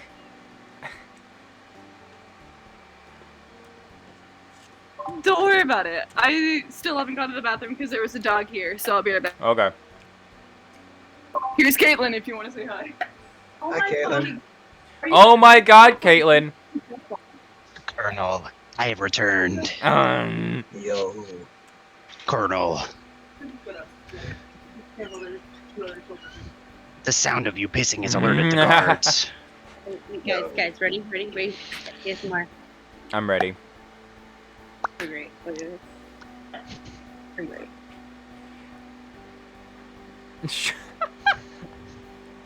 Damn, bro, you had the whole squad laughing. Oh my god, Caitlin, I hope you're ready for Elwyn's fun adventure. I'm not ready. Because me and Trent were talking about it, right? Because Elwyn's the only diplomat. He's the only one that tries to, like, talk things out.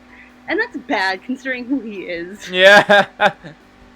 And Malakar's coming after them now, too. So I'm like, And then you got your evil, creepy eye daddy. this is not gonna be a good time. Beck hates him now. It's a little, Oh, it's okay. Beck and Elwyn will have gay sex by the end of the campaign, I promise. That's the goal. That's the goal. My goal as a dungeon master is to have Elwyn and Beck have gay sex by the end of Meeting of Worlds. Yes. I don't know who that is, but sure. That's the goal. Beck is Lee's other character for Meeting of Worlds, and Oh, Elwyn's Caitlin's character. okay. I love that guy. Yeah. Well done, but I love that guy. You guys could learn all about it by watching the video recordings placed in the video recording tab in the Discord. It's... Oh my Whoa. god!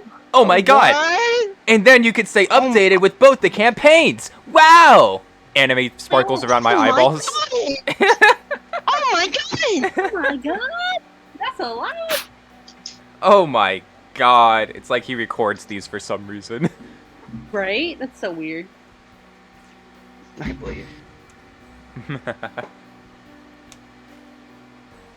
Well, you know, I'm excited, but I'm not ready. Because again, how is I guess you'll just have to wait and see. all we have to do- Alrighty.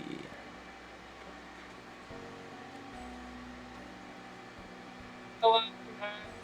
You're back! Yo. We're talking about Elwyn and Beck gay sex. No. I was like, Listen. I said, it's my goal as a dungeon master that by the end of Meeting of Worlds, I get Elwyn and Beck to kiss. That's the goal. That's the goal. My only goal. my only Listen, goal. listen, that's fine. No. You know, Beck is on the Abro spectrum. which is so funny because it's like Dusk-awooga, Moon-awooga, Elwyn-awooga. Elwyn, get the fuck away from Beck. Get away Never. from Beck. Boy. Get away from our precious boy. Ellen's just like, be my friend. Elwyn's like, be my friend, please. Please. Oh my god, it's like SpongeBob and Squidward. How like Squidward doesn't want anything to do with SpongeBob, but SpongeBob keeps showing up. Yeah. I love how my computer is not working. That is not sexy. It really isn't. That is not sexy poggers. But I'm losing years off my life because of this shit. also I put live Trin reactions in the Godflint chat. Which when Iker know, was I talking. Leave me alone. What? Why do you bully me this way? Live Trin reaction to Iker in the Sorry it Godflint. took me so long to get back though. My cat, I let her out to go to the litter box, but then my mom was like, "Oh yeah, I took out the trash," and I was like, "You did what?" And so we had to look for her because you know she's hurt right now. And Yeah. I was like, I do not want that cat outside. So Alright. she's back. But she's okay. Alright. Let us continue with... Oh, yeah, okay. Let's continue the session with the little conversation I have with Lenore and Arya.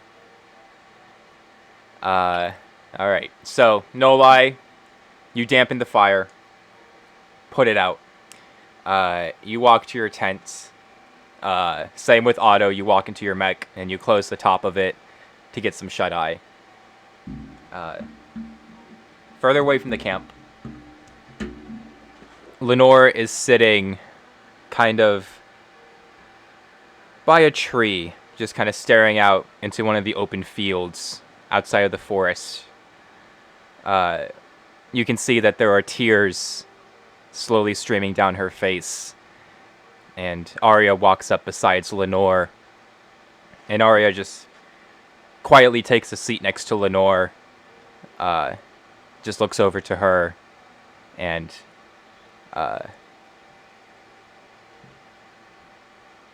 you know, Lenore, it's not your fault. I forgive you. Lenore chokes back some tears and she says, I know that you forgive me, Arya, but I don't forgive me. I was supposed to be the big sister. I was supposed to make sure that you and Sasha had good lives. I was supposed to be the one that... I was supposed to be the one to make sure that you guys lived. And I lost Sasha. I lost her. I couldn't save her.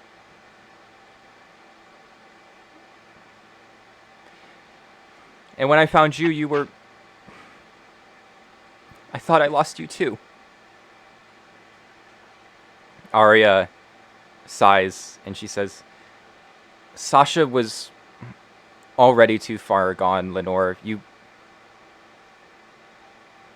did everything you could. Lenore shakes her head. I didn't. I really didn't. I was too busy following Mom's orders. I was too busy following Vanessa's orders. I failed her, Arya. Sasha could have been here. She could have been next to us right now. But no. No. Because I fucked up. Because I, as the oldest sibling, just couldn't do what was right. There's reason to say that it's my fault that Burley's dead too. Arya sighs to herself. It's not your fault that Sasha and Burley died, Lenore. You need to stop blaming yourself.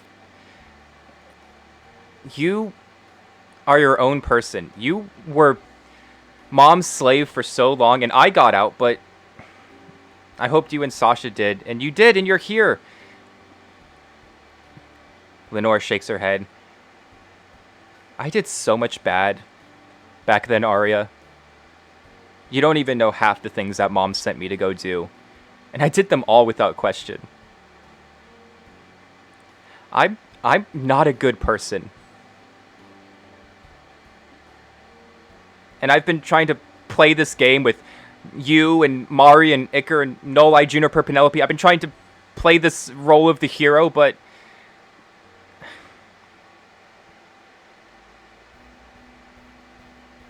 I don't know if I should stick around. I mean, you're safe. That's all that matters. Maybe I should just leave and just disappear. Arya wraps her arm around Lenore's shoulder, and she just kind of places her head on Lenore's side, and she's just like, don't say that, Lenore. You shouldn't leave. And you know why? It's because I want you here. Lenore just, at this point, just breaks down, crying. And Arya just slowly brings her in and hugs her. And Arya just says, Vanessa and Mom put a lot of scars on you. But I'm gonna help you, Lenore. Like how you helped me back then. I remember. On the beach. You stood up to Lillian. You gave us all that chance to run. I still haven't paid you back for that. Lenore's tears stop a little bit. And Arya just says, I want you here, Lenore. And the others want you here too. Don't count yourself out just yet. Lenore sits up straight and she nods to herself. Here, Arya says, and she was wearing a backpack, and she like takes it off, and there's a loud clunk, and she opens up the top, and she starts to rifle through it. I was gonna give you these later, but I feel like maybe, I mean, I can't use them, so maybe you should hang on to them. I know that you have your blood weapon and all, but I think you get more penance out of it than I would. And Arya pulls out 2 chain blades. And Lenore just looks at them and she says, "What? How?" Arya hands them over. They somehow survived the battle. Mom always did give Sasha the newest and fanciest weapons. Lenore takes Sasha's chain blades and just kind of holds them in her lap. And Arya just says, "I was never good with the whole fancy martial art style that she had, but I know you know a little bit of it, so you'll probably get more use out of them than me." Lenore looks up and says, "Thanks, little sis. I appreciate it." Arya stands up and helps Lenore up and says, "Let's go back to camp." And the 2 sisters begin to walk back. And Arya says, "And another thing, Lenore, you should let your horns grow out again. I liked them." Lenore smiles to herself as the 2 sisters walk back to camp and begin to get into a tent. You all begin to doze off as the night falls around you all. Mari, make me a perception check with disadvantage. Uh-oh, skedios.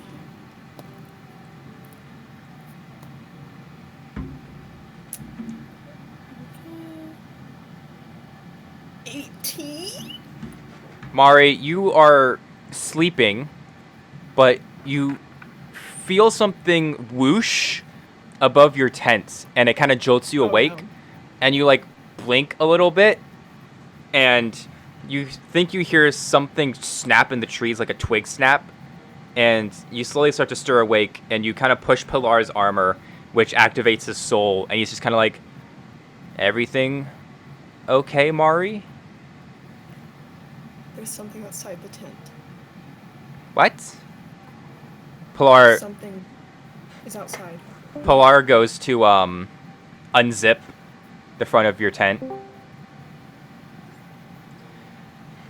Do I shout for the others, or I don't think that's a good idea.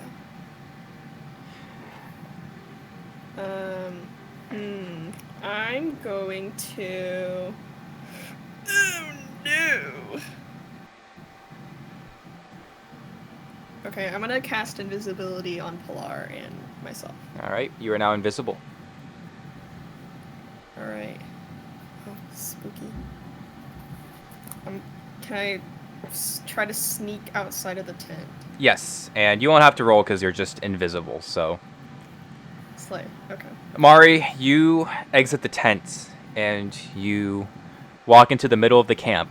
And from where you're standing, you don't see anything. Roll me a perception check. Oh no. Is this also with disadvantage? No, because you're awake now.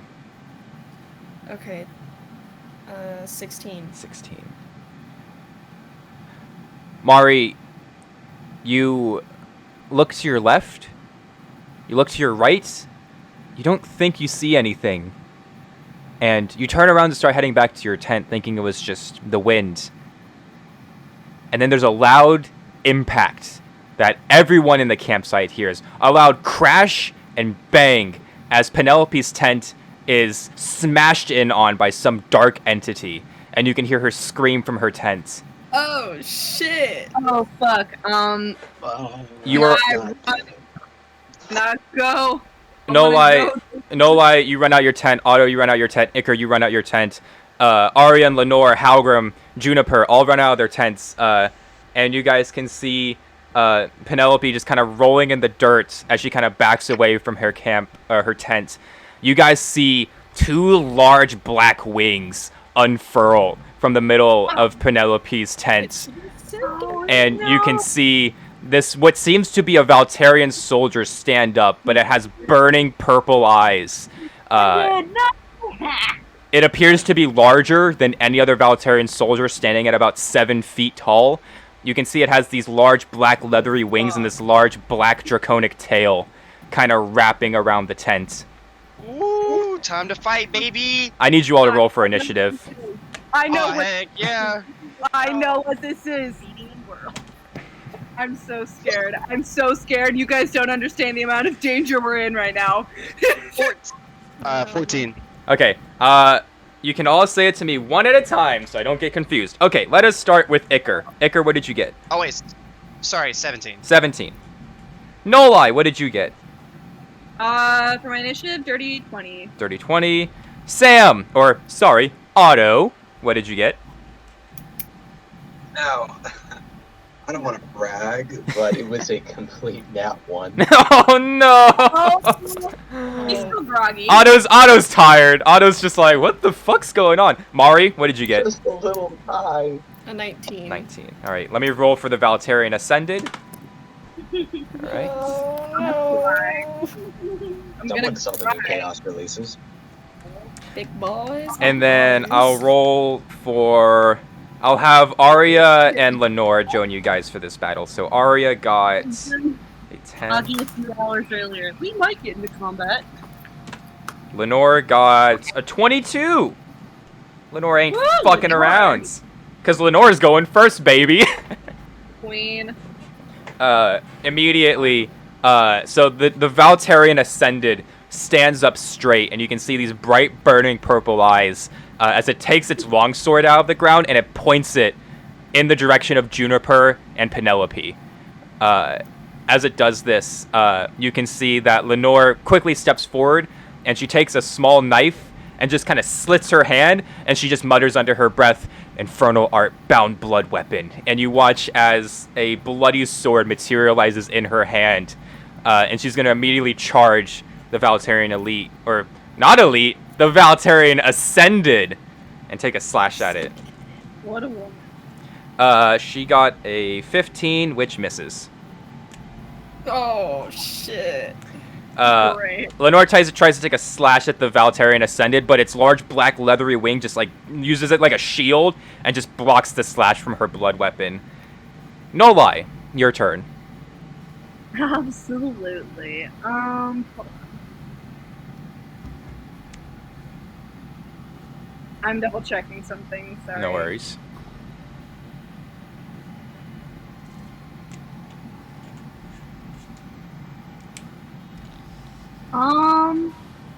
Fuck it. Since I know what we're up against, I'm a rage. All right. Yeah. And I guess I'm going for whichever one's closest. Well, it's just the one dude. The one Just one? What one are they big gonna do? scary Valterian Ascended. It's just one Valterian Ascended. So, you can go and take a swing at it. Oh, that's a lot of math. Oh god. Hold on. AKA playing 27. rogues. 27. 27 hits. Nice. Roll for your Alright, damage. I have two actions, right? So I can hit twice, correct? Yes, you can hit twice. Correct. Yes. And then what is my rage? Because my rage gives me extra melee damage. Okay. Hold on, there's a lot of dice. I have to roll. Yeah, you guys haven't fought anything in a while. Yeah, it's been a minute. I'm a little. Last thing you guys rusty. fought with were those cultists. So this is your first combat since that. So fun. Okay, so the first one is 13. 13. Let me get out the right dice, and then I'm gonna, just attack again. All right, attack again. Because Bring it. What? Bring it. Bring it, Brittany. I'm a little concerned, I guess. Yeah, that one's not so good. What'd you get? Okay, I'm just mathing right now. Give me- I'm counting. I got a 15. You already said 15 misses. 15 though, misses. So, no lie. With your first strike, you're able to land like under the wing and get kind of at the fleshier parts. And you kind of slash up. Valtarian Ascended makes no noise. And then you try to bring your axe back down and land again. But the Valtarian Ascended uses the back end of its wing, its more scaly, tough skin, to deflect your axe blade as it backs away. Mari, your turn. Oh, fun. I'm gonna cast Ray of Sickness on, I guess the one that Nolai was after. Yep. Alright. Does a 19 hit. A 19 just misses. What? Fucking You're kidding me. The Ascended have 20 AC. You're fucking kidding, August. August. You need a 20 plus to hit. Ah, I hate you. Mari, you try to cast Ray of Sickness at the Valtarian Ascended, but it just uses its large black leathery wings to block the blast. Now it's the Ascended's turn. It gets 2 actions. Great. With its Great. first action, you watch as the Ascended kind of takes a step back away from Nolai, and you watch as it takes its blade and like holds it in front of its face. Obviously, it's still wearing like the helmet, and you hear the Ascended speak. And it's a feminine voice, but it's lower and has this sort of draconic growl to it. And you just hear her say, "Agaroth, bless me." And you watch as her blade engulfs in large purple fire. Now the Ascended is going to take a slashing attack at Nolai. Great. Great. That is a 21. Oh yeah. Okay. You already know the answer for that, August. Nolai, you are going to take... Lol.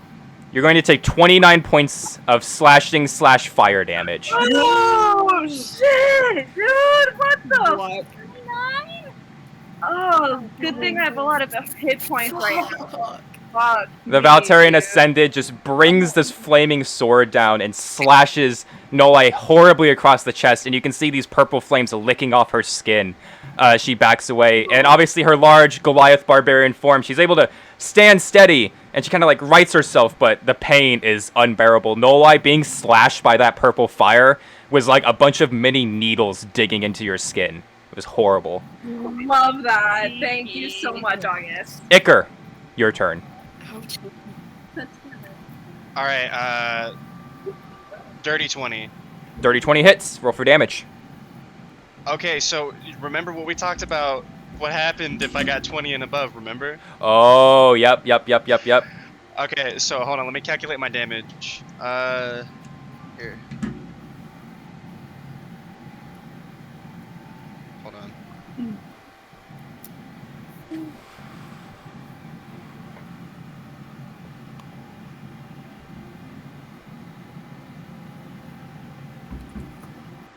It takes 31 hits of damage. All right, 31 points of damage. Ooh, snap. Gam, good thing you rolled a 20. God, that's such a powerful But, move. so, So, and specifically, I used cast Infernal Art Bound Blood Weapon. all right, Iker summons his own Bound Blood weapon and charges forward and stabs the Ascended right in the side, right between her armor plating.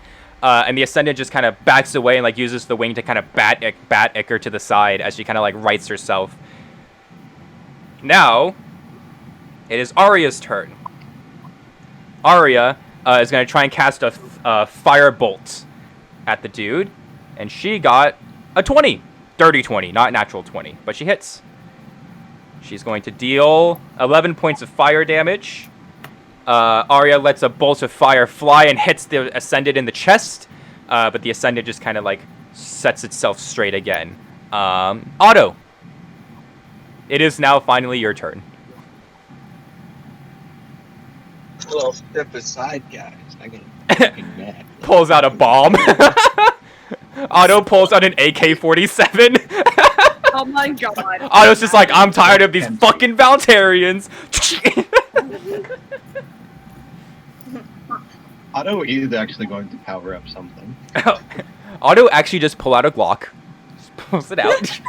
Well, yeah, I mean, kinda. I'm gonna grab my fucking Kinda. light crossbow Alright, and enchant it with arcane weapon. alright. Alright, give me 1 second to remember what the fuck that does. But, how's everyone's day going? Great. We had some great role playing. You guys are being attacked by an Ascended. It's a real special time happening right now. Yeah, thanks, August. Love you so much. You guys think I'm gonna show the new Valtarian thing and not have you guys fight it? I didn't know that we were Alright. ones playing it. Well, you have work. Oh yeah. You're like, if only they showed up in the other campaign. Yeah, What that's why I kind knew of dragon are we fighting? Like, what color is it? Lady in the River. Oh, well, it's just a Valtarian elite, but it's an Ascended now, so it has like big black dragon wings. It looks like to be Mallory's markings. It's from Mallory's Black Legion, obviously.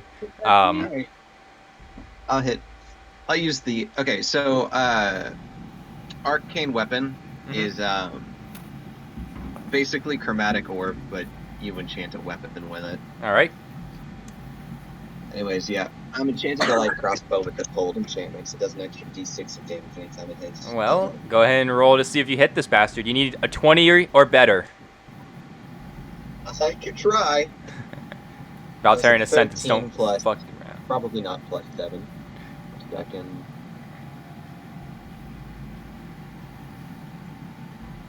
Also, August, did you Okay. vamp up these enemies because of the fact of the conversation we had? Yeah, no. Well, I mean, this is an Ascended, so it's very ramped up. What'd you get? I need a ruling. Yes. I need a ruling. Okay. So I rolled a 13. Yes. Otto has a +4 in intelligence and a +3 in dexterity. Yes. He had the +3 for the light crossbow, but he also gets to add his intelligence modifier for magic weapon. So that would be +7. Battlesmith. Uh-huh. Is that how that works? I think it is, and I say that'll hit. that is a dirty 20. Okay. Okay. I think you need. I think you need to hit this guy, very badly. August, don't say Yeah. Oh Okay. It's 1d8 plus 1d6. I'm Second. you. That was 2 You. plus 4. That's 6 damage. How much did you deal? 6 damage total. 6 damage. 6 Right. damage total. All right. Otto, you let a bolt fly, hits one of the wings, does a little bit of damage. You guys kind of all center yourselves. Pilar starts screaming, "When did they give these fuckers wings?" Pilar's got the right idea. Excuse me, Mr. DM. Yes. I would like to use my movement to move closer to Penelope. Okay. Penelope is on the floor, and she's trying to scamper herself up, and she just looks up, and she's just like, "This isn't good." No, it's not. Oh, crap. Oh, crap. Anyways, yeah, that's the end of my turn. August, thank you for. Well, asking. now it is Nolai's turn. Nolai, you're pretty fucked. So what's going on? Oh, I'm fucking going at it again. She's pissed. All right, swing away. I'm swinging away. What kind of dice did I just grab? Hold on. You need a d20. Yeah, Well, I D20. understand that. I know how D&D asshole. Alright, well that was base 18 and I have a +8 to my Well, that hits. weapons. I already know I hit. For my first attack, and then... Hold on, I have to do math again. Oh. No one told me being a nerd would mean that I have to do math. Felt. Okay, so first one, 19 points damage, All right. and I'm going again. All right.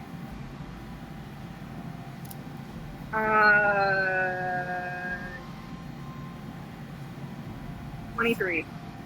23 hits. Roll for damage. Yeah. Barbarians are fun. That would be then 18 points of damage. All right. Nola, you're pissed. You charge the Ascended, and you just get right up in her grill, and like you take your axe and like smash the pommel end into her helmet, like knocking her head around, and then you bring up your axe again and just slice her across the chest, and this time you break through a little bit of her plate armor, and she just kind of like falters a little bit and then stands back up. Mari Gehenna, your turn. Okay, if I can actually land this blow, this could be a good attack. I believe in Alright, it. I'm going to cast Inflict Wounds. Okay. So I gotta roll. Oh, they're good! Okay, I'm gonna go after the one that No Lie hit. There's just one. There's just one. There's just one? Yes, Oh, there's just one okay, Ascended. Well, then I'm gonna go after that one, and I rolled a 21. Nice. Nice. Now, I need to get out these dice. Okay. Well, I gotta do math.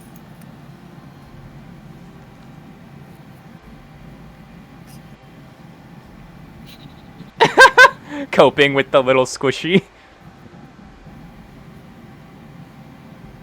I love him.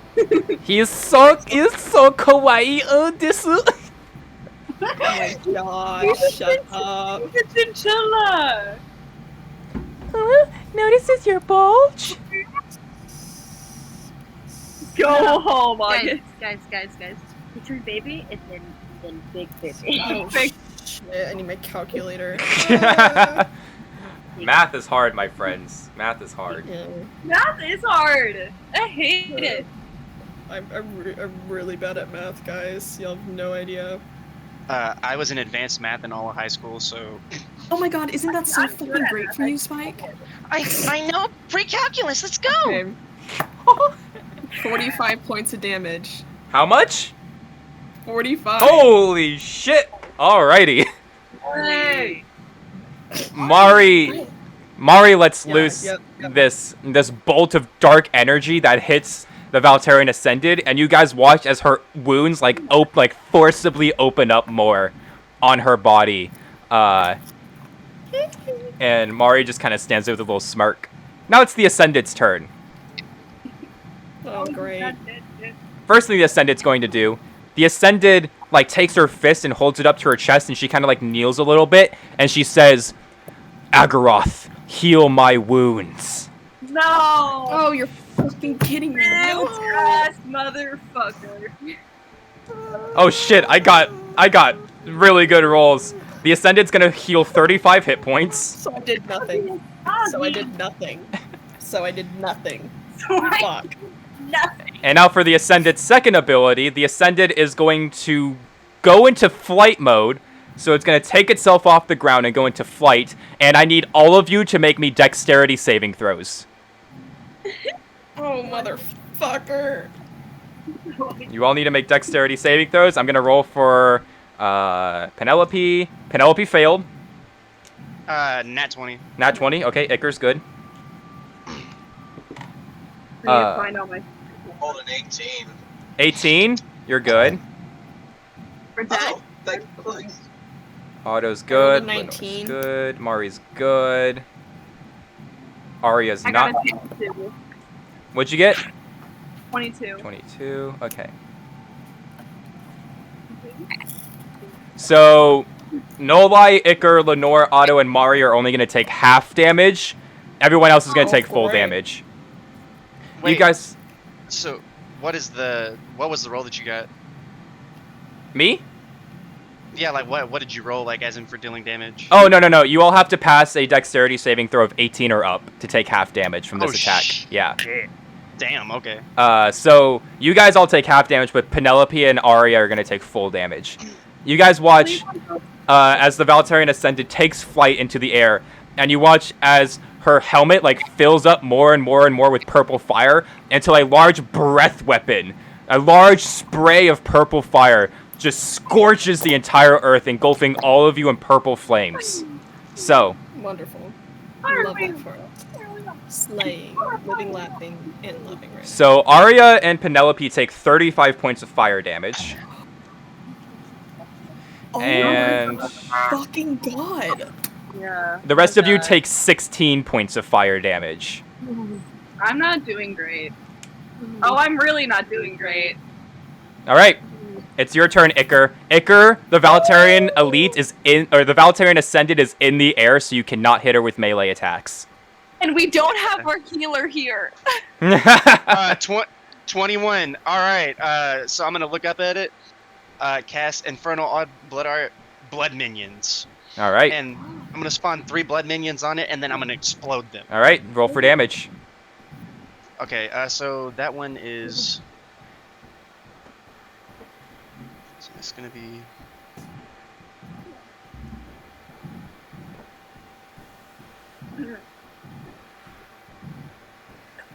Okay, hold on, give me a second. So that's.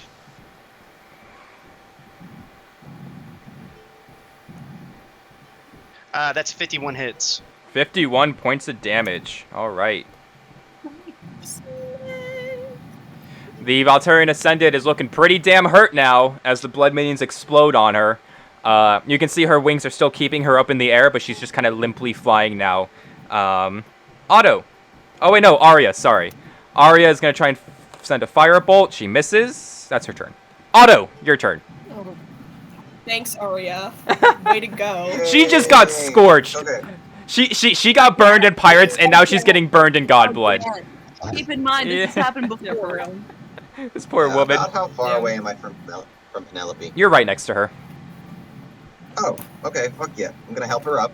She's like, ow. You can see that her skin's kind of smoking from the fire, but since she's the champion, it seems to have alleviated the wounds a little bit. But she doesn't look Damn. great.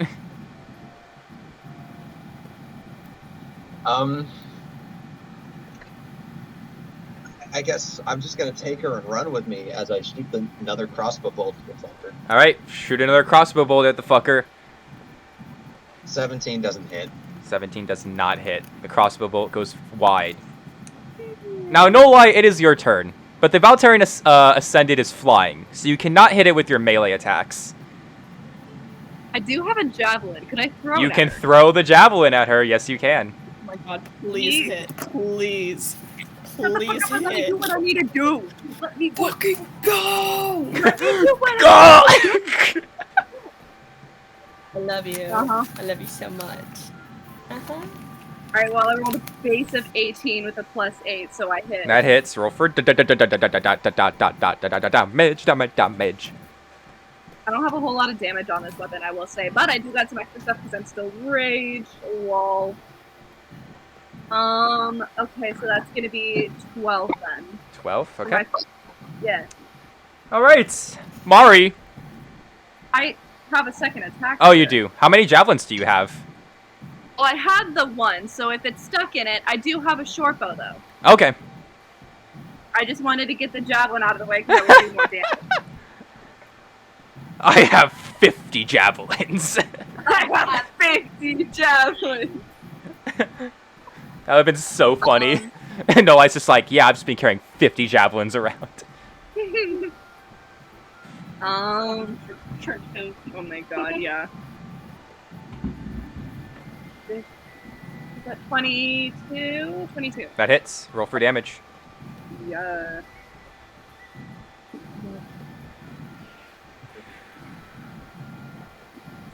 Nice. And then add another 12 damage on that. Okay. Prettier. Now it is Mari's turn. The Valtarian Ascendant's looking pretty beat up. She goes ahead and she lands herself on the ground from the 2 attacks that Nolai landed. So Dylan, I Mari, want my javelin back. I want my javelin back. Okay, I'm looking. Ah. Okay. the Ascendant's still standing strong, but it looks decently beat up. She's hurting. Good. I know, I want my javelin back. Oh god, please. Okay, hold on.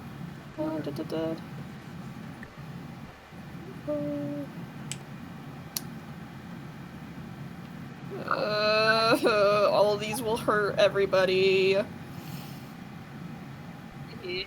I'm not a pussy, do it. No. No. Hey, Bob. Hold on. Sorry, I need to look at Okay. this shit real quick. Oh my god, Britt! Please, stop! You're stressing me out.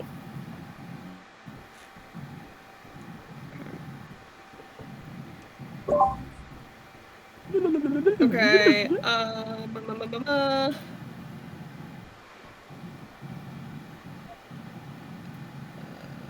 okay, I'm just gonna cast Eldritch Blast. All right, roll to hit. Okay, so I'm That's a nat 20! I hope it's enough damage. Okay. Eldritch Blast is D10, so if you rolled max, then okay, Yeah. just roll for damage. Yeah. That's the only one I could do without hurting everybody.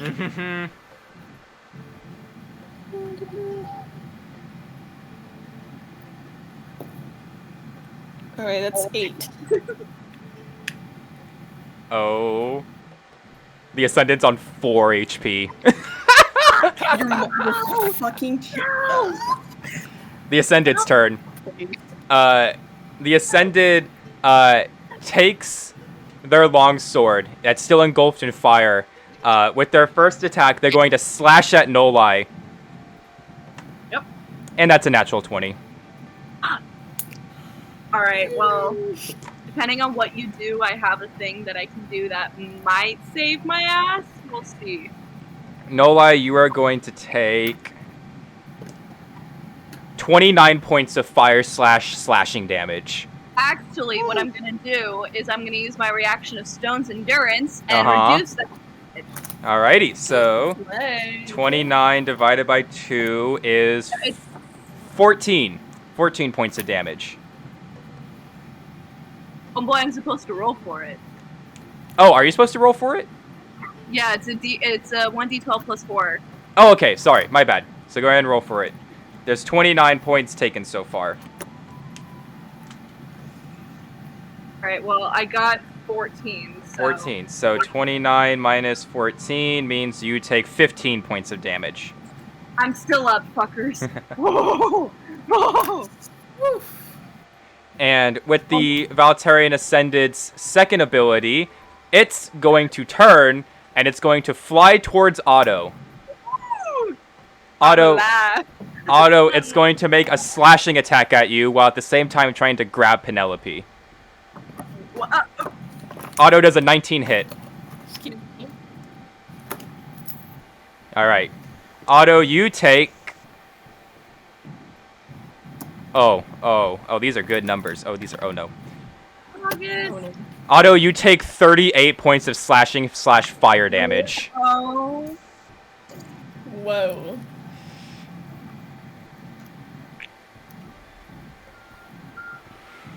What do you have to say to that, my man? You're muted. You're muted. You're muted. Sam, you're muted. Ah. Alright. Understandable. Otto takes 39 points of damage and is downed, and at the same time, the Valtarian Ascended grabs Penelope and begins to drag her into the air as the Valtarian Ascended begins to fly off. You all move to ready your attacks to try and bring the Valtarian Ascended out of the sky, and you guys can see that Penelope's desperately trying to, like, beat the Valtarian Ascended off, and she's like, "Let go of me, damn it!"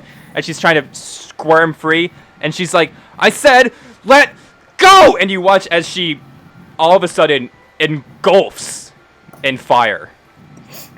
And you see as the Valtarian Ascended freaks out from this sudden burst of flames and drops Penelope. She lands about 20 feet off the ground.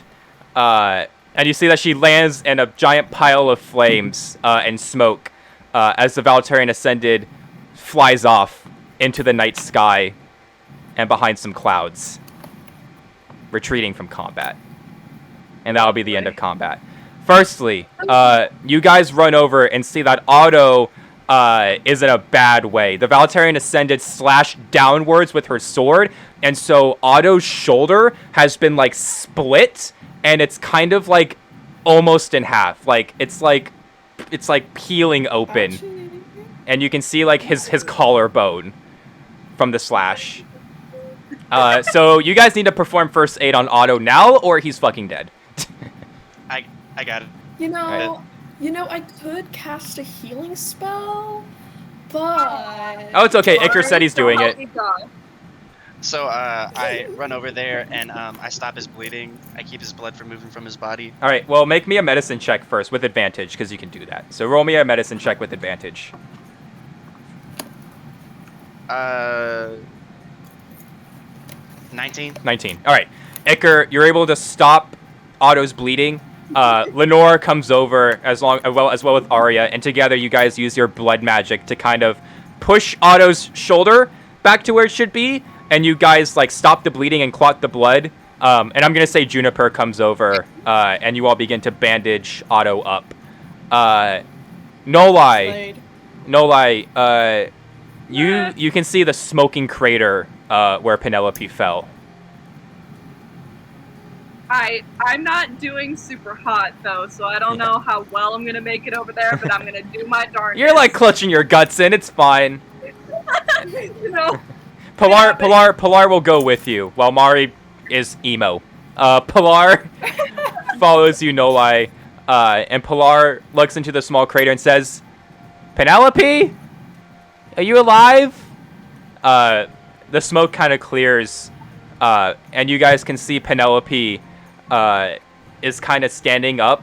She's like in like a kind of like a cradled position, but she begins to stand up, and you can see there's smoke kind of coming off her body.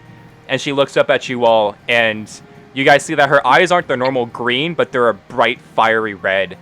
And she blinks a few times. And after the fifth blink, her eyes turn back to green. And she just kind of goes, What happened? Well, you were looking aside from your god. I think there's your sign. Penelope just kind of like, she like takes a second, and then she vomits.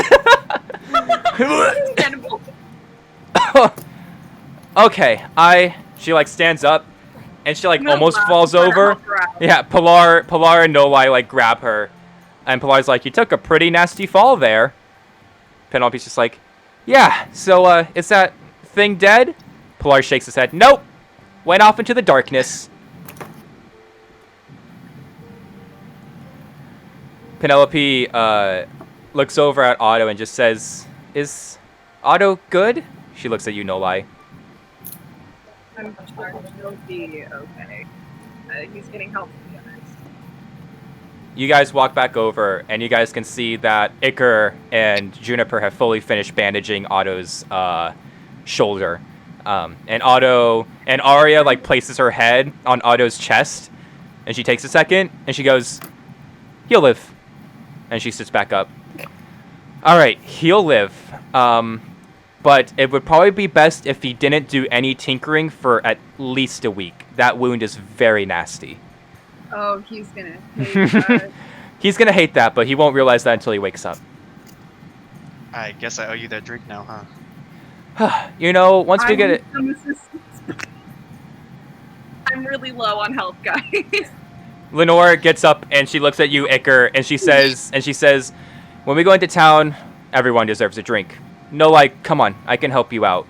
And Lenore puts your arm around her shoulder, and she kind of leads you off to the side to tend to you. Fuck you. Penelope turns to you all, and she just says, "What the fuck was that thing?"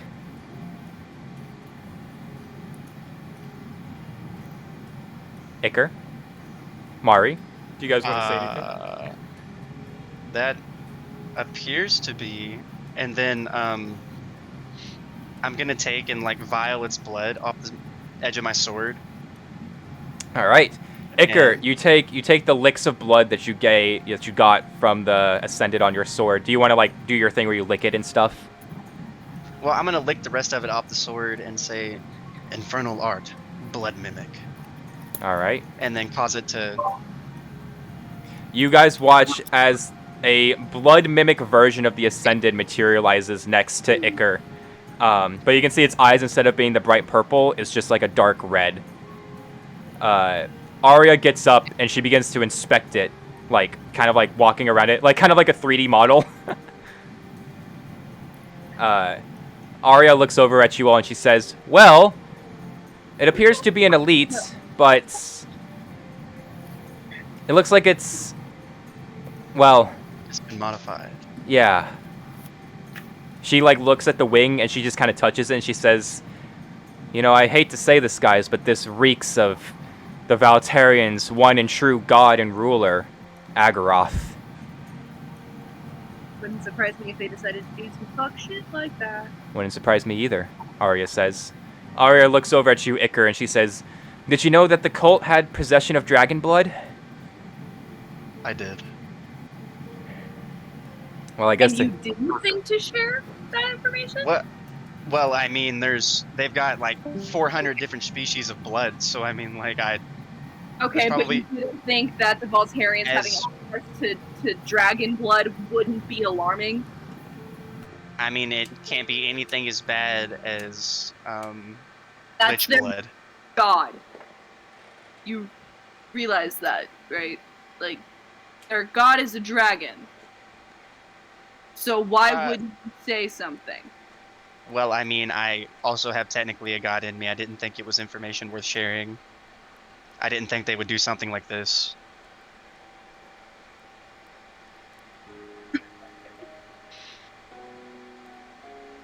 I don't have words.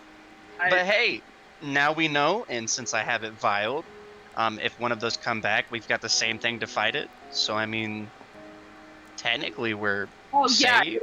it just almost cost us auto dying. Yeah, that's. Well, really glad you don't blame this on me. Like I mean, straight. like don't blame the situation on me. I did not know that this was going to happen.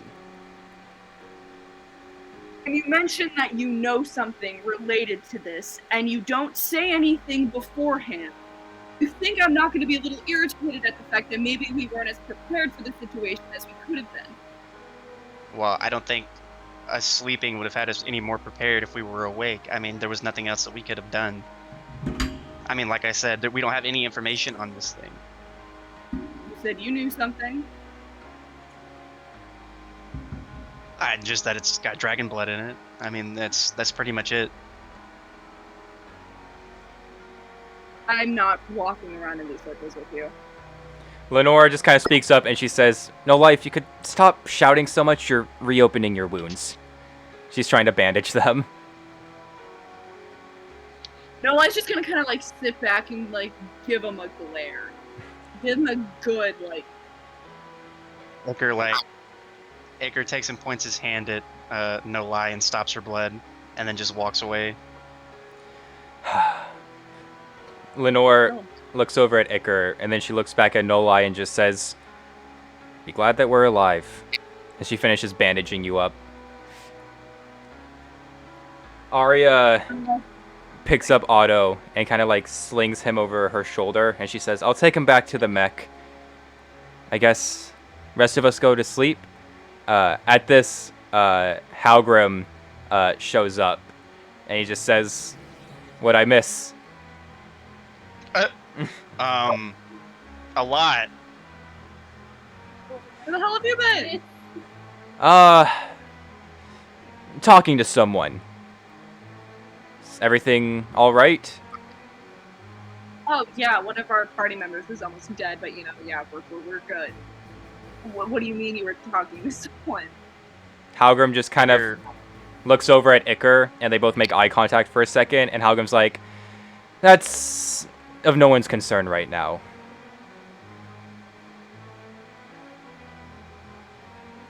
Iker walks over to Halgrim and fills him in on what happened. Halgrim nods. Right. I'll stay up and keep watch at the campsite. I shouldn't have left. Rest of you should go get some sleep. You all head back into your tents. Head back into your campsite and try to get some sleep while Halgrim, with large bags under his eyes, just like slaps his scythe into the middle of the campsite, sits on a log, and just sits there to make sure that the Ascended doesn't come back. Arya helps Penelope rebuild her tent, and Penelope's just like, "Can I just sleep with you and Lenore tonight?" And Arya just nods and says, "Yeah, that's fine. Come on." She grabs Penelope's hand. And as the day finally ends, as the night finally ends, day comes. You all begin to stir awake from the last few hours of sleep that you tried to get. And Otto, you wake up in your mech suit. You feel a horrible sore pain in your left shoulder.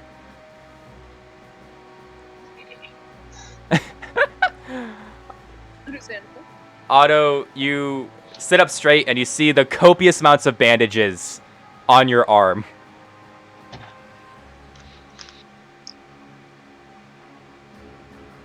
The strongest goblin alive. Otto, as you look out your mech, you can see everyone wrapping up and getting their camp supplies together. Lenore walks over to you, Otto, and she says, "Finally awake. How you feeling?" Big dragon goes swoopy swoop. Why arm not gone? It hurts. Ah. Yes, large ascended large dragon thing went swoopy swoop, and your arm is still there because you're really, really fucking lucky. Really lucky, Otto. But, I know you're gonna hate this, but you probably shouldn't use that arm for at least a week. Unless you do actually want to lose the arm. Why are you giving me that look, Otto? That makes me think that you're gonna do something. Robot arm. Yeah, hey, Iker. Hey, Iker. Hey, pal. Hey. Iker walks out of his tent and goes over to Otto. Yes. What would it say to convince you to take my arm the rest of the way off? Lenore just her mouth opens. She says, "Otto? Are you sure? Yeah. Are you very sure that you want to? I mean, we spent a lot of time making sure you keep that arm." And it is heavily appreciated, and you can have it when I'm done with it. Lenore just kind of puts her hand to her mouth.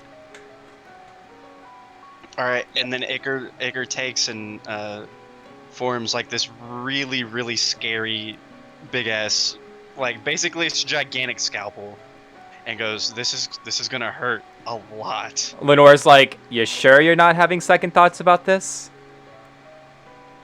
But I turn away at the last second. And then Iker just he's like, "All right," and then doesn't see that you turn away and just slices your arm off. Otto, your arm comes clean off, and immediately Lenore and Iker stop the bleeding and clot it. And Lenore says, "Jesus fucking Christ, Iker. All right, well, the arm's off." Why would you build the arm? Why would you do it before you build the arm? Right. Well, the arm's gone, Otto. I hope to God you have a backup. I should have thought of that before this. Oh, Jesus fucking Christ, Lenore says, and she face palms.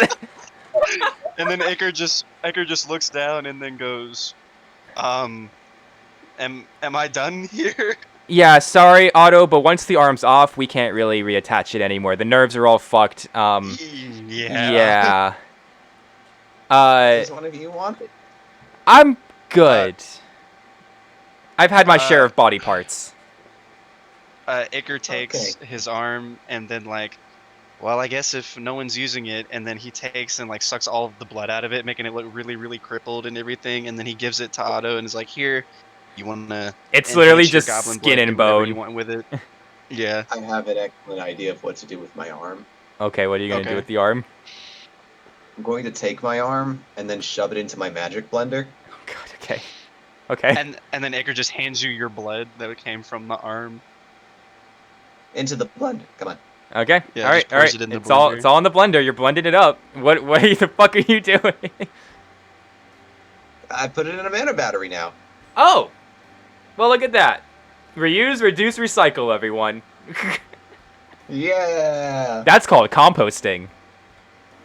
Lenore looks at this whole situation and she just goes, "Otto, I knew you were crazy, but I didn't think you were this crazy. Iker tries to like make dopamine come out of his blood and trying to numb his pain a little bit. Otto, what do you like to say? I'm gonna go deal with. Right. We're gonna be heading off in about an hour. But you can work on it with the wagon. On the wagon. Do we have a wagon still? Yes, it's your wagon, Otto. The one that your mech drags around. Oh, yeah. I'm gonna go do that. Oh, okay. And Otto just walks off with now his arm's missing. Lenore just turns to Iker and she just kind of shrugs.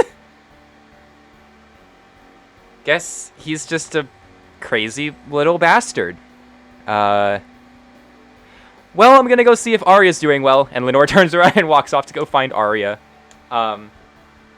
Mari, let's do a little thing with you. Yes. Mari, as you finish packing up your tent, first off, you saw the whole situation between those three. And Pilar just turns to you and says, you know, I have a very sneaking suspicion he wanted that to happen. What a dumbass. At least I had a plan when I chopped off a limb. Yes, and now you have that cool snake tongue. Uh-huh. For a scientist, he's pretty stupid. Do you think you'll have any other tongues, like a lizard tongue or a fish tongue? Do fishes have tongues? Do you know if fishes have tongues, Mari? I think some do, but hopefully I will not need a new tongue. Pilar finishes putting the tent into the little box and he like slings it over his shoulder.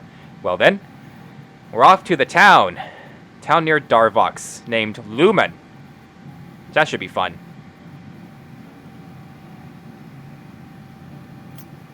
Should be. Come on, let's go. And he grabs your hands and leads you over to the wagon. Nolai, let's do a little thing with you. Okay. Nolai, you get up and Penelope walks over to you and says, so how are the wounds? They still hurt a lot. I was gonna say, how many hit points did I get back hypothetically? I'd say you're back at max, just because you had a long rest. But Okay. but the emotional, the role-playing damage, they still fucking hurt. Yeah, for role-playing purposes.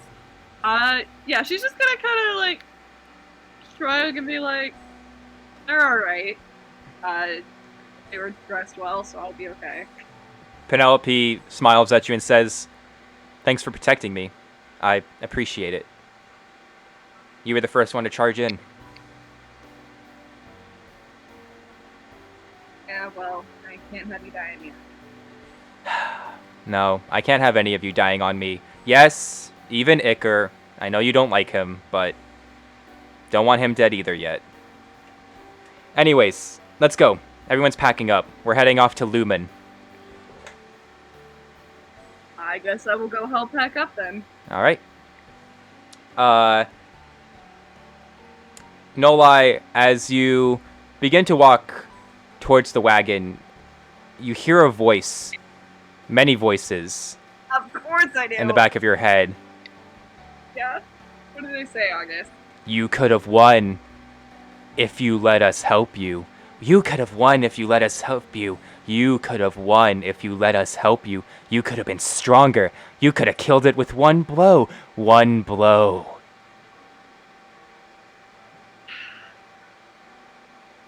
I feel like the voices still probably like take her aback when she hears it, so she kind of like stops in her tracks for a second, Yep. then just kind of like straightens herself out, and then just continues walking and like ignores them. You're trying to get rid of us, Nolai. You're trying to get rid of us. You're trying to get rid of us. You think you don't need our power. You don't think you need it. But the blade is there. The blade is there. What's going to happen when you are cornered? When you are cornered. When you are cornered. And the ones you love are on death's door. Death's door. Will you call on us then? We wonder. And the voices subside from the back of your mind. And as you get onto the wagon, you can see the hilt of the cursed blade that Otto made. just kind of laying there, and you avert your eyes away from it. Great. I love that.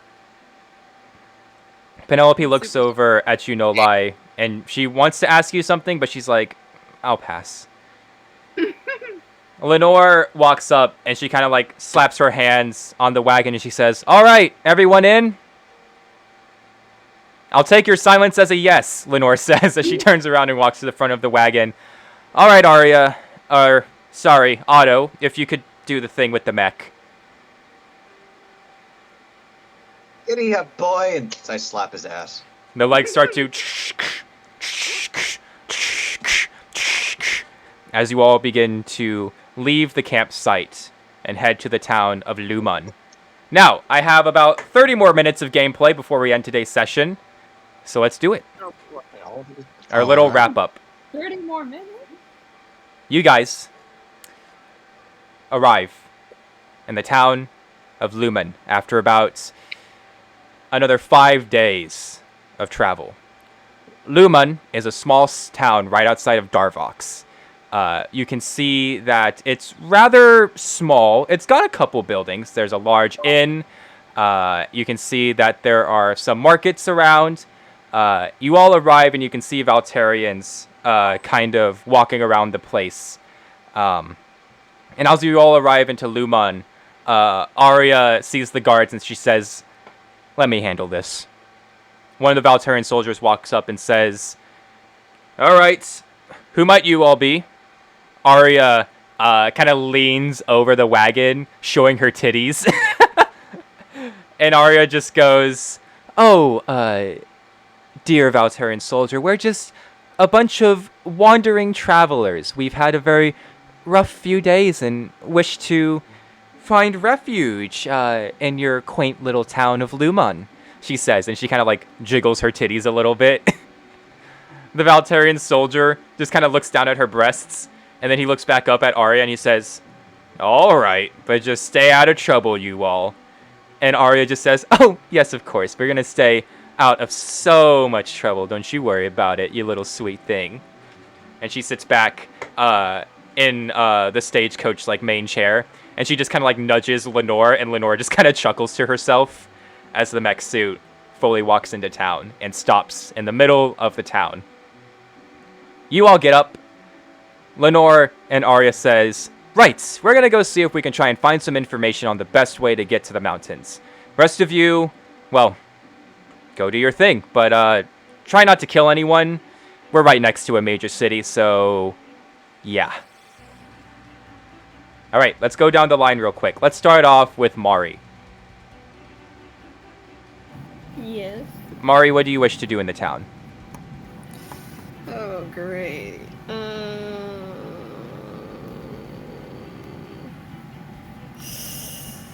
Good question.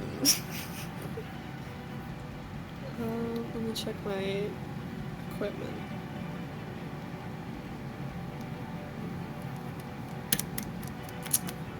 Oh, fuck. Potion shop. All right. Mari, you walk over to the potions shop and you open the door. You can see the shopkeeper in there, a normal human man. He has messy brown hair and he's just kind of sitting at his counter. And he just looks up and he says, welcome, miss. What can I do you for? I was wondering what potions you're selling here. Well, looking for, what are you looking for in particular? Something for combat or something for exploration? I think just anything that sticks out to me, I guess. Well, if you want something that sticks out to you, we got these brand new polymorphin potions straight from Darvox, he says. And he puts them on the table. So, we got these if you wish to polymorph. We also got these brand new health potions. Stock's been a little low recently. Demon attack. How awful. So, anything strike your interest? I guess the healing potions. How much for them? 10 gold. Alright. Mari Mari's gonna put down a little bag of gold, and she's gonna say, "Could I get 2 of those if possible?" Sure, of course. He goes and he puts another on the table. You know, we don't get many newcomers into town, unless it's like some ill folk, so you can have this one on the house. Oh, thank you kindly. Of course. He pushes the potions towards you. Alright, Mari's gonna take the potions and leave with Pilar. Alright. But before she's done here, she's gonna cast invisibility on herself. Okay. Oh shit, no, I can't do that. Rats. Damn it! Okay. Mari can't be evil. No. Why did I not plan ahead? Okay. I'll just leave it there. He was nice. All right. You got 2 regular healing potions. Mm-hmm. All right. No lie. What do you wish to do in the town? I don't know. I kind of want to see what other, like, weapons or things that I can find. All right.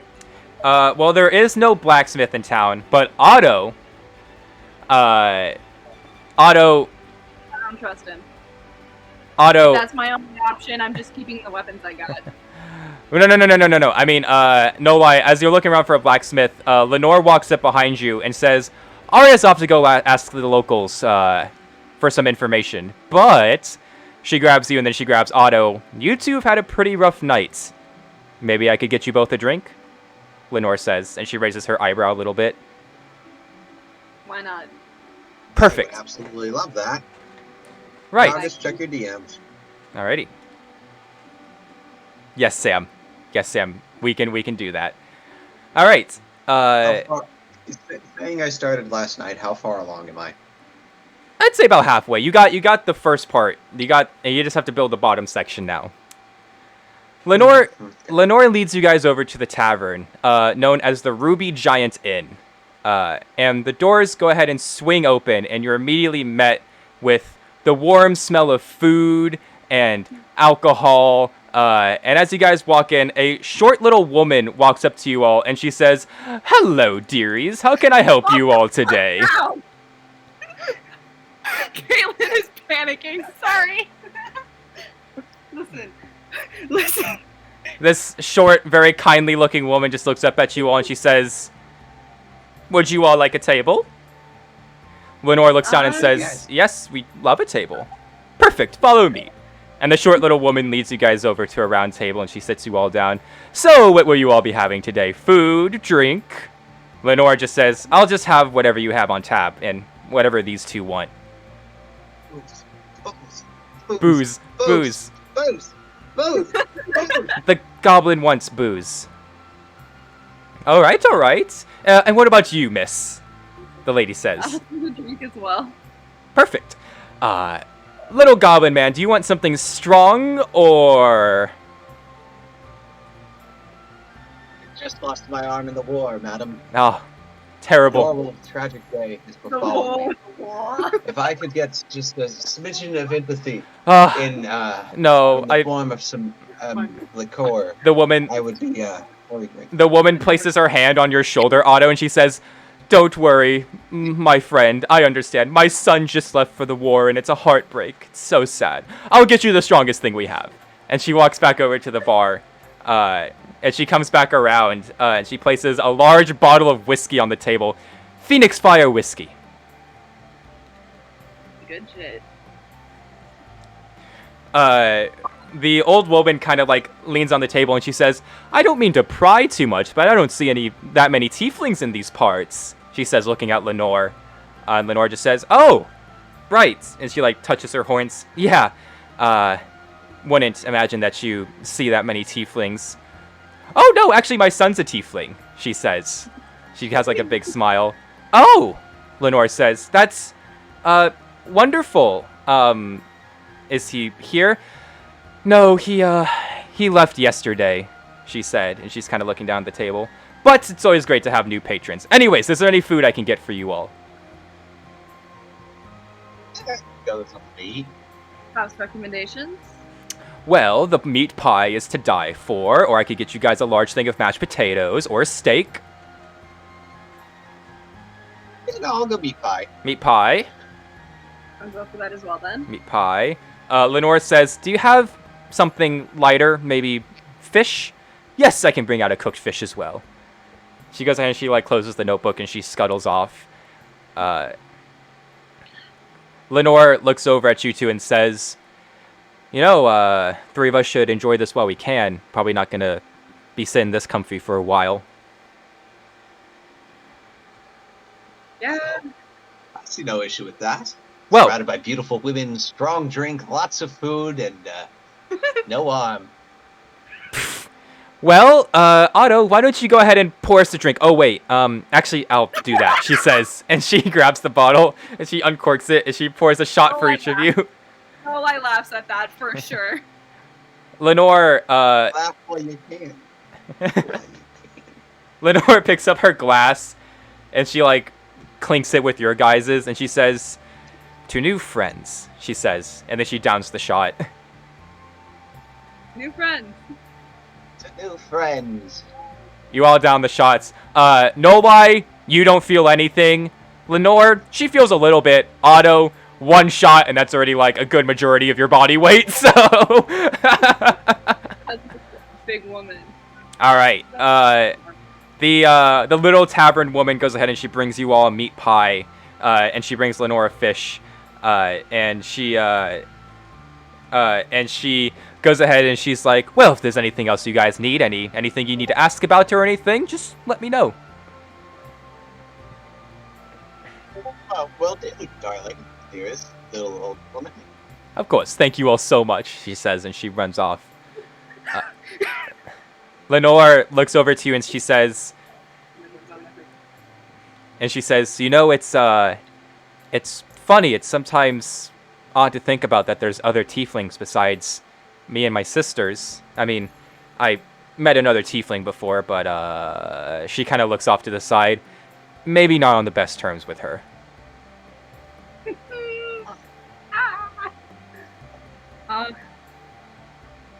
Can't relate. Too many goblins in the world for my liking. You know, there isn't a whole lot of us, Lenore says, and she kind of leans back.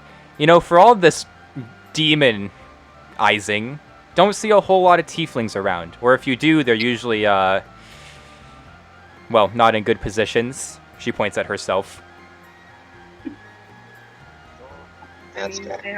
You're the first tiefling I've met.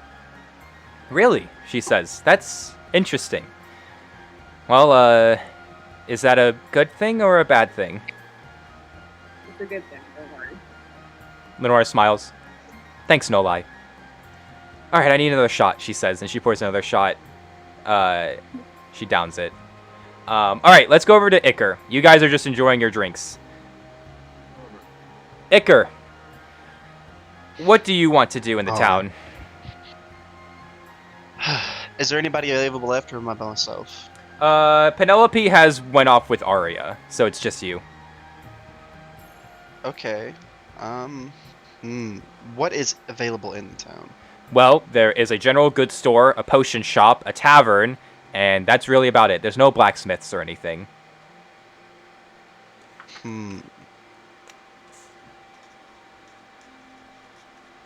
Okay. Iker goes into like a back alley area. Okay. And he says to himself, "You've been rather quiet recently. Is there a reason for that?" Just like to wait and observe. Can you blame a woman for that?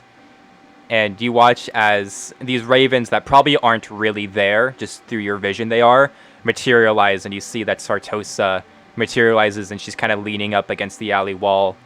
What about you, Iker? You've been quite quiet yourself. Well, I did as you said. I have not made an effort as into killing them, but I did implant your blood in Arya. I know that you did, and I thank you for that. I'm trying. You know, it was Arya who was the one that killed me wrongfully. So I think Wow. once my blood has fully fused with hers, I can get a little bit of that sweet, sweet revenge that I deserve.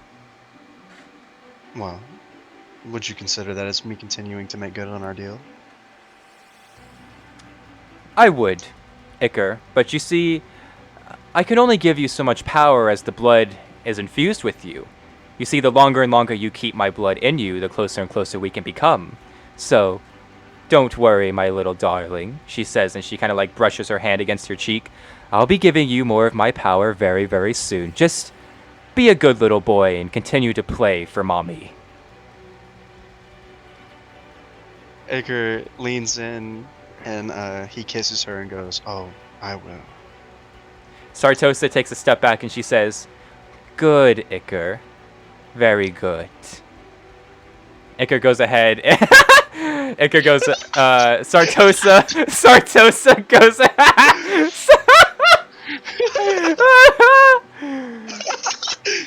Sartosa goes ahead and dematerializes in front of Iker.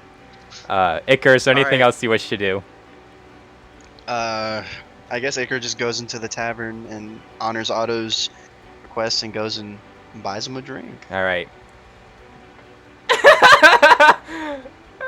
I like to imagine now Nolai is just like silently brooding there while Lenore, Otto, and Iker are all talking.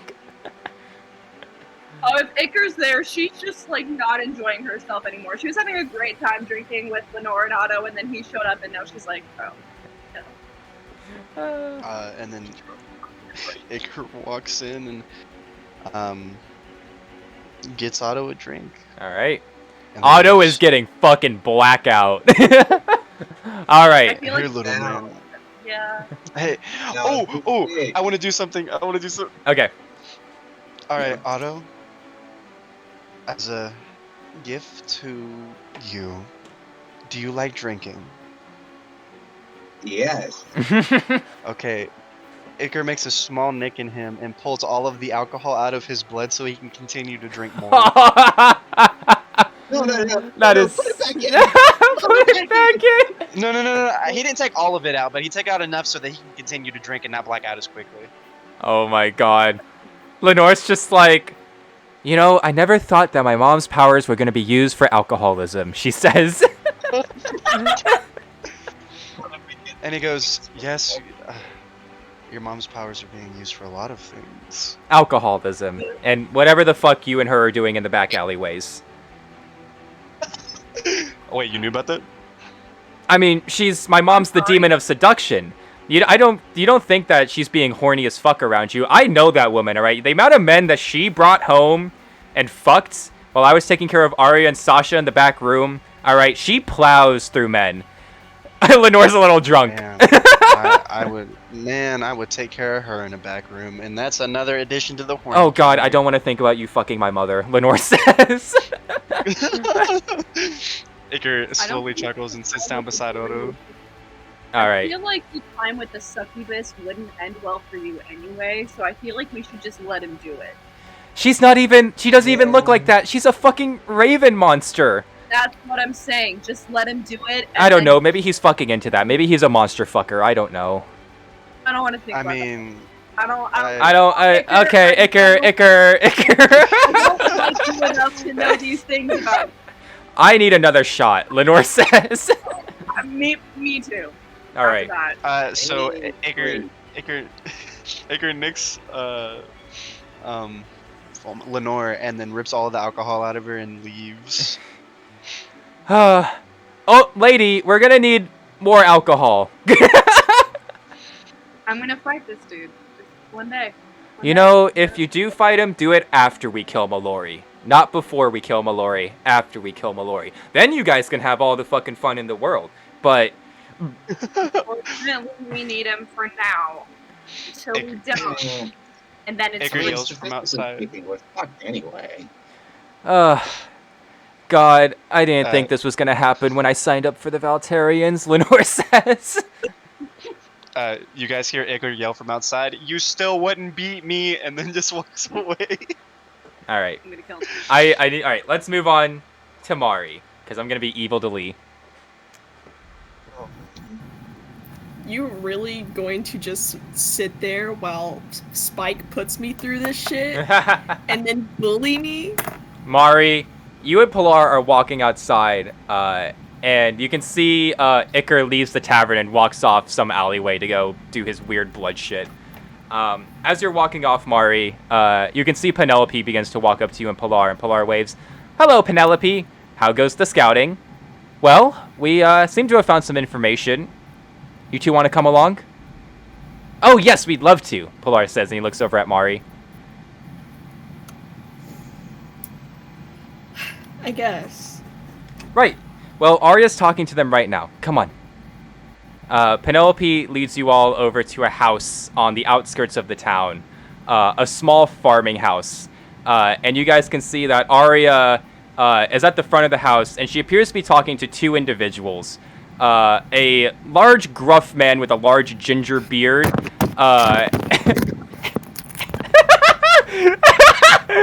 And a taller... I'm so mad. Don't you fucking... Taller woman with black hair. Or brown hair.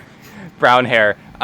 You can see Arya looks over and she says, "Oh, Penelope, you brought Mari and Pilar.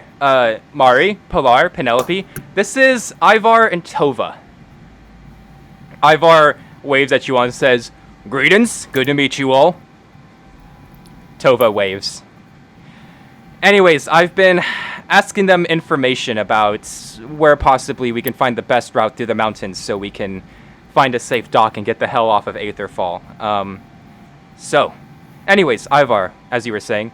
Right, Ivar says. Well, what you guys are going to want to do is you guys are going to want to take an old abandoned mine shaft near the beginning of the mountains past Darvox. Used to work there myself before I became a fisherman. They're, not the safest, but they're definitely the fastest, and the spot where the Valterians are going to be looking the least. But I will warn you, the reason why I became a fisherman and I'm no longer a miner is because the cave system started to collapse in on itself. So, rather dangerous. Also, rumors about little skulking creatures in the night in there. So, probably not the best place, but you guys are looking for speed and confidential movement. So that's the best I got. Arya nods, and she says, "Right, well, you guys, I mean, we aren't really from Aetherfall. We haven't really lived in Valterian territory. Anything you guys can tell us about regarding the war or anything?" Tova speaks up, and she says, "Well, we aren't really that involved in the war ourselves. We have a son that works for Valteria, but us ourselves, we aren't too involved. We just kind of keep to ourselves out here." Tova makes eye contact with you, Mari, and she kind of stares at you for a second, and she kind of gives you a look as if she kind of like sees through your bullshit. And then Tova kind of looks back over at Arya and says, "But, if you must know, there was a large amount of Valterian soldiers that left from Darvox recently. They're heading off on a special mission." Arya says, "What kind of mission?" Tova shrugs. "They wouldn't say." "I see," Arya says. "Well, thank you all for the help. So you said that these mountains are past Darvox, correct?" Ivar speaks up. "Yep, they're past Darvox." At this, you can hear something crash in the house, and Ivar goes, "Oh, Rune!" And he opens the door and he like storms inside, and you hear Rune's yelling, "I didn't do it! I didn't do it!" The door slams, and Tova sighs and says, "Best you all stay safe on the roads," she says, and she looks over at Arya, and she kind of looks her up and down. "You know, we've gone plenty of tieflings coming through Lumen recently." Arya kind of tilts her head at this and says, "Is that a good thing or a bad thing?" Tova just kind of shrugs. Well, as long as you're demon parent doesn't, well, still exist, think you'll be fine. Arya chuckles to herself. Oh, my demon parent is far gone, so I'm just fine. Tova nods. Well, just stay safe out there. Lumen recently came under attack by some demons, so... Arya looks a little curious at this. Did they now? Mind telling me what they look like? Tova shakes her head. Don't know what they look like, unfortunately. But I know they're in the area, so just watch out. Arya nods. Well, Tova, thank you for the help. We'll be best on our way now. Arya turns around and she goes up to you three and says, right, let's go meet with the others and relay this information. You all begin to walk off, and before you all begin to walk off, Tova yells, excuse me, girl with the red hair. Penelope stops and she turns around and she says, yeah? And Tova just kind of pauses for a second, and she says, it's nothing. Just thought you were someone else. Penelope looks really confused at this. And Tova says, you wouldn't happen to know 2 farmers who live in Markareth, do you? Believe one of their names is Bren. At this, Penelope eyes kind of widen a little bit and she says, Bren's my dad's name. Tova kind of... Penelope acted back? Beck's got too many people on him. Beck's got bitches. Tova just kind of nods and says, I thought you looked familiar. I used to know Bren back when we lived in Markareth. Are they still good? Are you good? Penelope just kind of looks at the ground and says, I haven't seen my parents in a little bit. Tova says, oh, what? Penelope says, let's just say the Valtarians broke us up. Tova's eyes kind of widen at this, and she says, Valtarians? Penelope just kind of nods. Yeah, Valtarians. And she turns around and continues to walk away. Mari, you look back, and you can see Tova appears to be a little troubled at this before she opens the door and walks inside. Arya looks over at Penelope and says, you good? Penelope's just like, yeah, I'm fine. Let's go find the others. Mari, anything you wish to say? Parents. Oh my god. No. Alright. Not that I'm thinking of. But why you gotta be like that to Beck's mommy and poppy? What do you mean? They just asked them some questions. I just wanted Mari to be there because I think it'd be funny for Tova to be like, yeah, I see through this bitch. Oh yeah. I was like, Ugly, the way I rose. I heard his name. The way I ascended. The way I ascended. For Spike and Sam, Tova and Ivar is Lee's other character, Beck's parents. So doing a little bit of crossing over. My parents. Yep. Yeah, that's why we were all like. And that little woman in the tavern is Caitlin's character's mom. So doing a little bit of a crossover here, showing that it's all taking place at the same time. Look at that continuity. It's my mom. It's your mom. You guys, Mari, Pilar, Penelope, and Arya walk into the tavern to find everyone pretty fucking drunk, except for Nolai. She's holding it together. Otto has his one arm around Lenore, and Lenore's just like, you know, Otto, you're a pretty great guy. You're a pretty great guy. You're damn straight of a pretty great guy. Yeah. Did I ever tell you about the time I was a goblin? Dude, I thought you were a gnome. Everyone makes that mistake. It's because I have a college degree. You You know what they say. wait.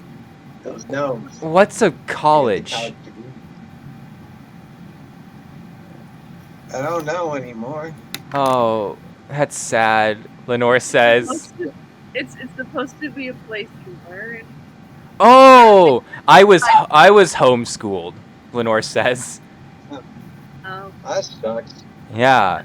Oh, Arya, you're here. Arya looks shocked. She's like, Lenore, are you drunk? And Lenore says, no, I'm not drunk, Arya. Yeah. I'm not drunk. Arya just cracks the widest smile and she says, God fucking damn it, she's drunk.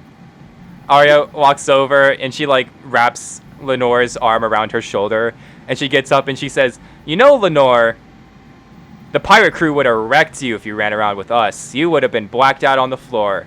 And Lenore says, you know, I bet I could drink that fucking stinky rat bastard Nim under the table. If I ever see him again, I'm gonna drink his ass under the table. You know, this fucking guy, did you know what he did back in Scuttlecrab Bay, Arya? Did I ever tell you? Yes, Lenore, you were there. You threw him across the street, and then you dragged me by the hair. Oh, yeah, sorry about that. I didn't mean it back then. I hope that he didn't get too hurt from that. I was just, like, you know, trying to get you. I'm gonna vomit. Yep, okay. I'm gonna take Lenore to the back alleyway. You guys, just, yeah. Have fun.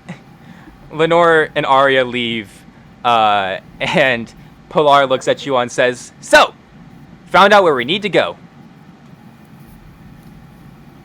Where are we heading? All right, so we went to these really nice farmer people. I think their names was Bivar and Bova.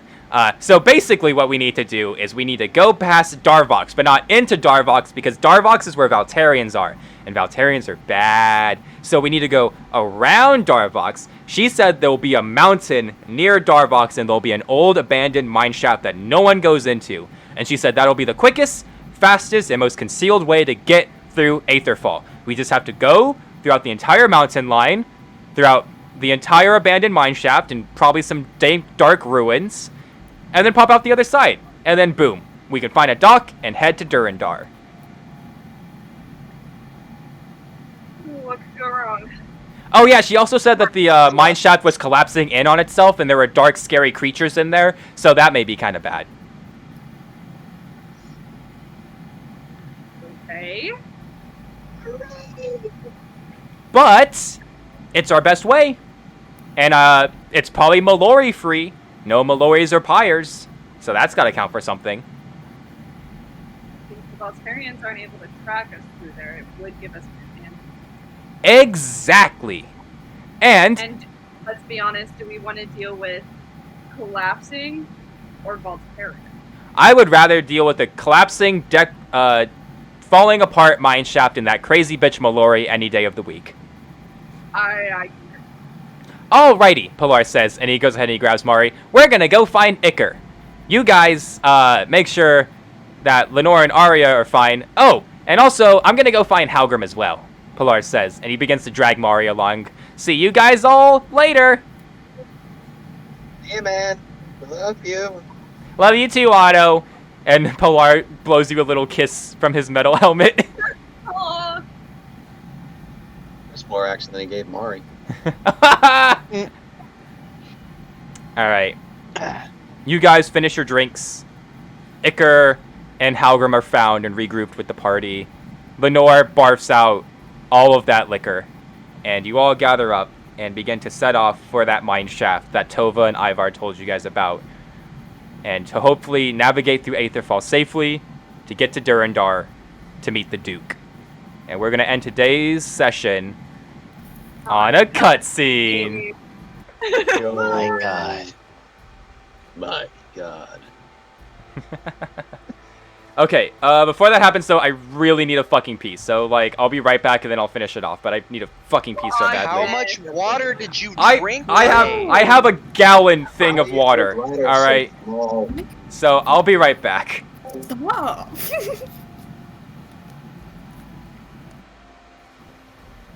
So how's everyone been? Yeah, so I love drama. Yay! Oh shit. Remember, if we're recording, don't talk about it yet. Hmm? I remember we might be recording, don't talk about it yet.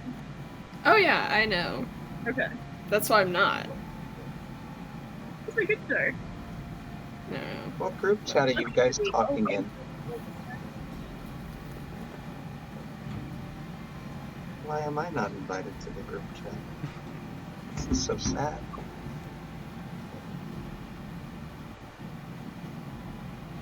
Walmart's open for snacks. Walmart has some good snacks, though. We're gonna go get snacks after this. I can keep you guys on the phone if y'all are gonna do some. Okay, I'm back. After the campaign. All right. Man, I want turkey so bad. We are ending on a cutscene. All right, here we go. Hooray.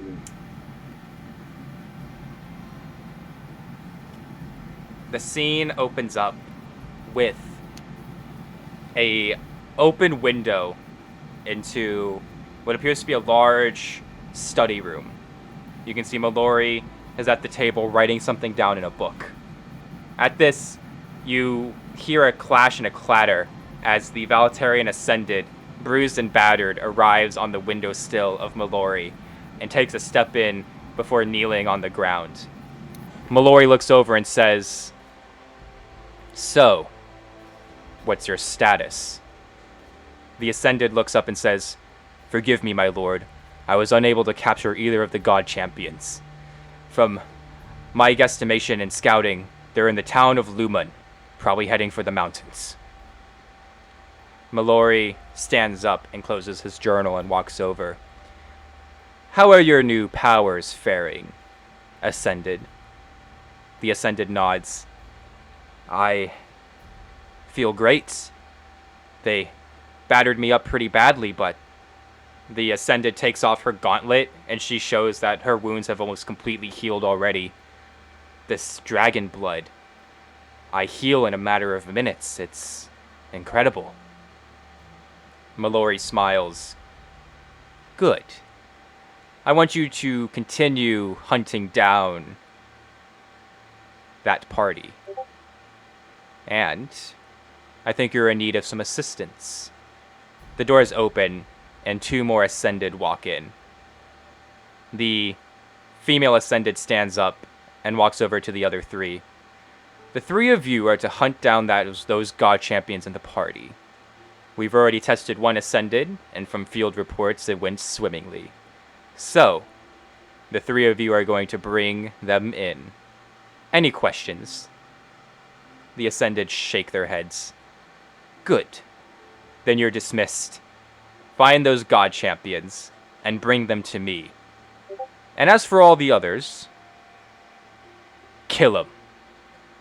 The Ascended move to the windows, and each of them begin to fly out into the sky, as the three of them fly off towards the northern parts of Aetherfall. Mallory stands there for a second, staring blankly at the wall, before he walks back over to his table, and he sits back down, and he begins to rifle through his pages again. "Right. Next champion," Mallory says, and he puts his pen on the paper. "Champion of the Moon, Tavares. Well, isn't that interesting?" Mallory says. "Looks like the dead still walk in some ways, even if it is to serve a god," he says. And that will be the end of today's session.